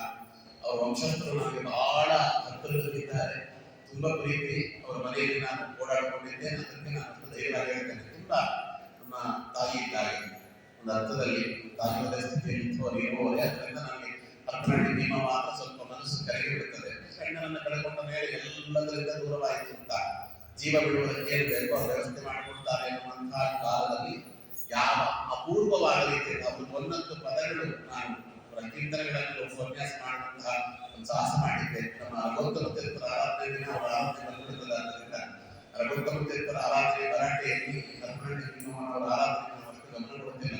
ಬೆಳಗ್ಗೆ ರಘೋತ್ತಮ ತೀರ್ಥರ ಆರಾಧನೆ, ಸಾಯಂಕಾಲ ಹರಪನಹಳ್ಳಿ ಭೀಮವ್ವನವರ ಆರಾಧನೆಯನ್ನು ಮಾಡಿಕೊಂಡು ಕೃಷ್ಣನ ಲೀಲೆಗಳನ್ನು ವರ್ಣಿಸ್ತಾರೆ. ಅವರು ವರ್ಣಿಸದೇ ಇರುವಂತಹ ಪುರಾಣದ ಘಟ್ಟಗಳಿಂದ ಏನು ಅವರ ಭಾಷೆ, ಅದೇನು ಲಾಲಿತ್ಯ, ಯಾವ ಪಂಡಿತರು ಸುಧಾ ಪಂಡಿತರು ಏನ್ ಮಾಡ್ಯಾರ? ಯಾಕೆಂದ್ರೆ ಹೇಳ್ತಾ ಇದ್ದಾರೆ, ಹೆಣ್ಣು ಮಕ್ಕಳಿಗೆ ಅಷ್ಟು ಪ್ರಾಧಾನ್ಯತೆಯನ್ನು ಕೊಟ್ಟಂತ ದೇಶ ನಮ್ಮ ದೇಶ. ಅದಕ್ಕೆ ದಶಪುತ್ರ ಸಮಾಕನ್ಯಾ ಈ ಮಾತನ್ನು ಪದ್ಮಪುರಾಣ ಹೇಳ್ತದೆ. ಪಾರ್ವತಿ ದೇವಿಯ ಮಾತು ಯಾರದೋ ಮಾತಲ್ಲ, ದಶಪುತ್ರ ಸಮಾಕನ್ಯಾ. 10 ಗಂಡು ಮಕ್ಕಳಿಗೆ ಒಂದು ಹೆಣ್ಣು ಮಗಳು ಸಮ. ಅವಳು ಒಳ್ಳೆಯವರಾಗಿದ್ರೆ, ಅವಳು ಒಳ್ಳೆಯ ಸದ್ಗುರುಣಿಯಾಗಿದ್ರೆ, ಸಹಧರ್ಮಿಣಿಯಾಗಿದ್ರೆ 10 ಗಂಡು ಮಕ್ಕಳು ವಂಶಕ್ಕೆ ಏನು ಕೀರ್ತಿಯನ್ನ ಪುಣ್ಯವನ್ನ ತಂದು ಕೊಡಬಹುದೋ ಒಬ್ಬ ಹೆಣ್ಣು ಮಗಳು ಅದನ್ನು ತಂದು ಕೊಡ್ತಾಳೆ ಅಂತ ದಶಪುತ್ರ ಸಮಾಕನ್ಯಾ ಅಂತ ಅವಳನ್ನು ಹೇಳ್ತಾಳೆ. ಅದನ್ನೂ ಜೊತೆಗಿಟ್ಟುಕೊಳ್ಳಿ ಅಂತ ಇಲ್ಲಿ ಹೇಳ್ತ. ಅದಕ್ಕೆ ಮಹಾಭಾರತದಲ್ಲಿ ಒಂದು 2-3 ಮಾತನ್ನ ಇಲ್ಲಿ ಹೇಳಿದ್ದಾರೆ. ಇಷ್ಟಂ ದತ್ತಂ ಅಧೀತಂಚ ಯಜ್ಞಾಂಚ ಬಹುದಕ್ಷಿಣ ಸರ್ವಮೇತತ್ ಅಪತ್ಯಸ್ಯ ಕಲಾಂನಾರದಿಂದ ಷೋಡಶಿ ಸಭಾಪರ್ವದಲ್ಲಿ ಈ ಮಾತು ನಾರದರು ಹೇಳ್ತಾರೆ. ಯಾಗ ಮಾಡುವುದು, ದಾನ ಮಾಡುವುದು, ವೇದಾಧ್ಯಯನ ಮಾಡುವುದು, ಇವೆಲ್ಲ ಪುಣ್ಯ ಕರ್ಮಗಳು ಯಾವುದಕ್ಕೆ ಮಾಡ್ತಾರೆ ಅಂತ ಹೇಳಿದ್ರೆ ಒಳ್ಳೆ ಮಗನಾಗಲಿ ಅಂತ ಮಾಡ್ತಾರಂತೆ ಜ್ಞಾನಗಾರರು. ನಮ್ಗೊಬ್ಬ ಒಳ್ಳೆ ಮಗನಾಗಿ ಒಬ್ಬ ಒಳ್ಳೆ ಮಗ ಹುಟ್ಟು ಬಿಟ್ಟರೆ ಉದ್ಧಾರವಾದ ಅರ್ಥ. ಒಬ್ಬ ಅಯೋಗ್ಯನಾದ ಮಗ ಹುಟ್ಟಿದ ಹಾಡಾದ ಅಂತ. ಅದಕ್ಕೆ ಹೆಚ್ಚು ಮಕ್ಕಳನ್ನು ಪಡೆಯುವಂತ ಗಮನಗಳು ಬೇಡಲಿ. ವರಂ ಏಕೋ ಗುಣಿ ಪುತ್ರ ನಚ ಮೂರ್ಖಶ್ಯ ಕಾರಣಿ ಪದ್ಮಪುರಾಣ ಮಾತು. ಮೂರ್ಖರಾದ 3 ಮಕ್ಕಳಿದ್ದೇನು ಪ್ರಯೋಜನಾದಿಗಳಿದ್ದಂತೆ ಭೀಮಸೇನ ದೇವರಂತ ಒಬ್ಬ ಮಗ ಸಾಕು. ವರಂ ಏಕೋ ಗುಣಿ ಪುತ್ರ. ಅದಕ್ಕೆ ಉದಾಹರಣೆ ಕೊಟ್ಟದ್ದೇನು ಅಂತ ಹೇಳಿದ್ರೆ ಏನು ಅಂದ್ರೆ ಅದಕ್ಕೆ ಏಕಂ ಚಂದ್ರ ತಮೋ ವೃತ್ತಿ ನಚ ತಾರಾಗಣೋಪಿಚ. ಒಬ್ಬ ಚಂದ್ರ ಕತ್ತಲೆಯನ್ನು ಬೆಳೆಯುತ್ತಾನೆ, 100 ನಕ್ಷತ್ರಗಳಿದ್ದು ಏನು ಪ್ರಯೋಜನ ಅಂತ ಅವರು ಅದನ್ನು ಹೇಳಿದ್ದಾರೆ. ಹಾಗಾಗಿ ಒಬ್ಬ ಪುತ್ರನನ್ನ ಪಡೆಯಲಿಕ್ಕೆ ಹಿಂದಿನ ಕಾಲದಲ್ಲಿ ಹೆಚ್ಚು ದಾನವನ್ನ, ಯಾಗವನ್ನ, ವೇದಾಧ್ಯಯನವನ್ನ, ಪುಣ್ಯಕರ್ಮಗಳನ್ನ ಮಾಡುತ್ತಿದ್ರು. ಒಬ್ಬ ಒಳ್ಳೆ ಪುತ್ರನನ್ನ ಪಡೆದು ಬಿಟ್ರೆ ಯಾಗ ಮಾಡಿದ್ದಕ್ಕೆ, ದಾನ ಮಾಡಿದ್ದಕ್ಕೆ, ವೇದಾಧ್ಯಯನ ಮಾಡಿದ್ದಕ್ಕೆ, ಪುಣ್ಯಕರ್ಮಗಳನ್ನ ಮಾಡಿದ್ದಕ್ಕೆ ಏನು ಪುಣ್ಯ ಬರ್ತದೆ? ಅದಕ್ಕಿಂತ 16 ಪಟ್ಟು ಜಾಸ್ತಿ ಬರ್ತದೆ. ಅದನ್ನು ಹೇಳ್ತಾರೆ.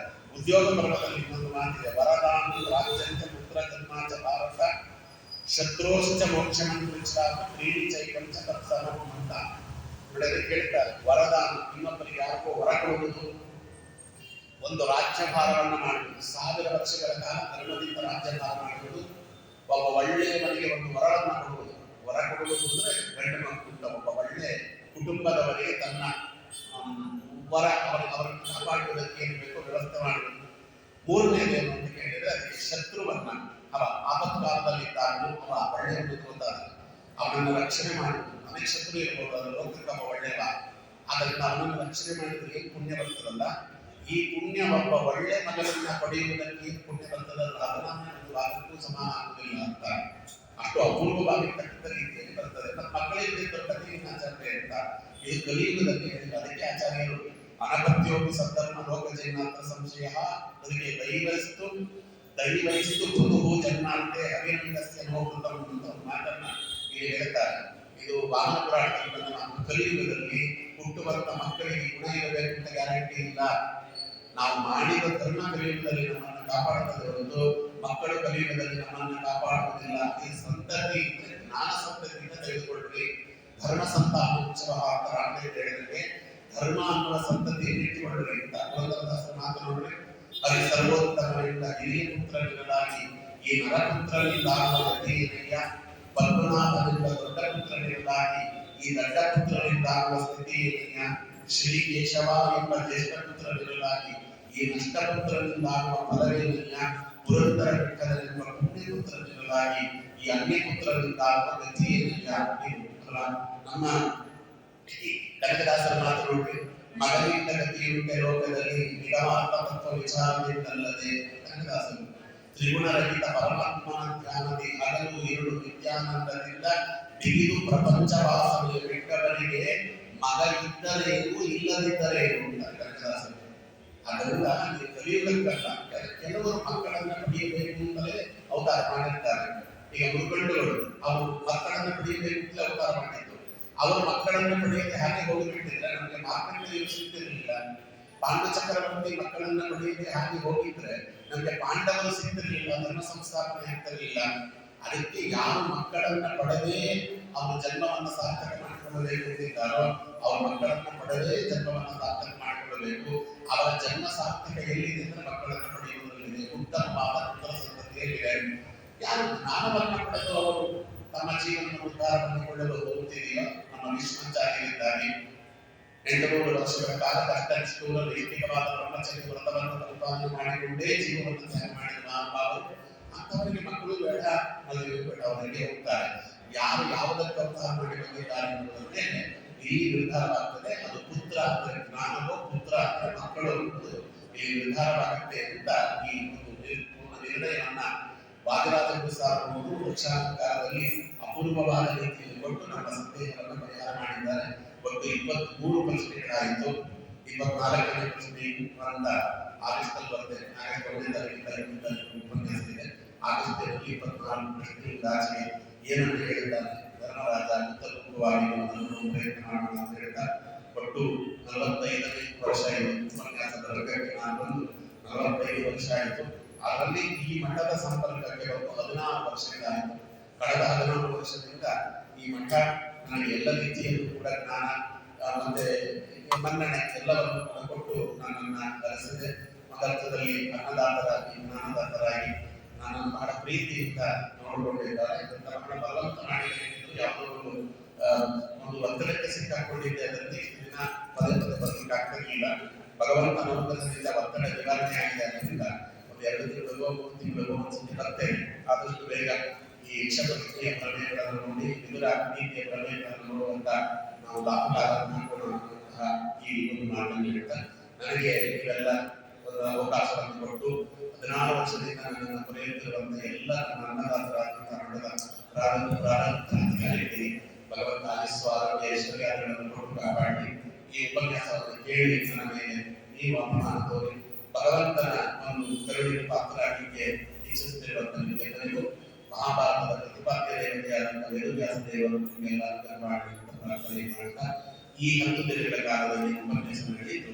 ಆ 10 ದಿನಗಳ ಕಾಲದ ಉಪನ್ಯಾಸವನ್ನ ಈ ಮೂಡಿನ ಮಾನೆಯ ರೂಪದಲ್ಲಿ ವೇದವ್ಯಾಸ ದೇವರ ಪಾದಾರದಿಂದ ಕಲ್ಪನೆ ಮಾಡೋಣ ಅಂತ ಹೇಳ್ತಾ ಸರ್ವೇಂದ್ರ ಪ್ರೇರಣೆಯ ಶ್ರೀ ಪ್ರಾರ್ಥನೆ ಎಡವಚನಂತೆ ಶ್ರೀ ಕೃಷ್ಣ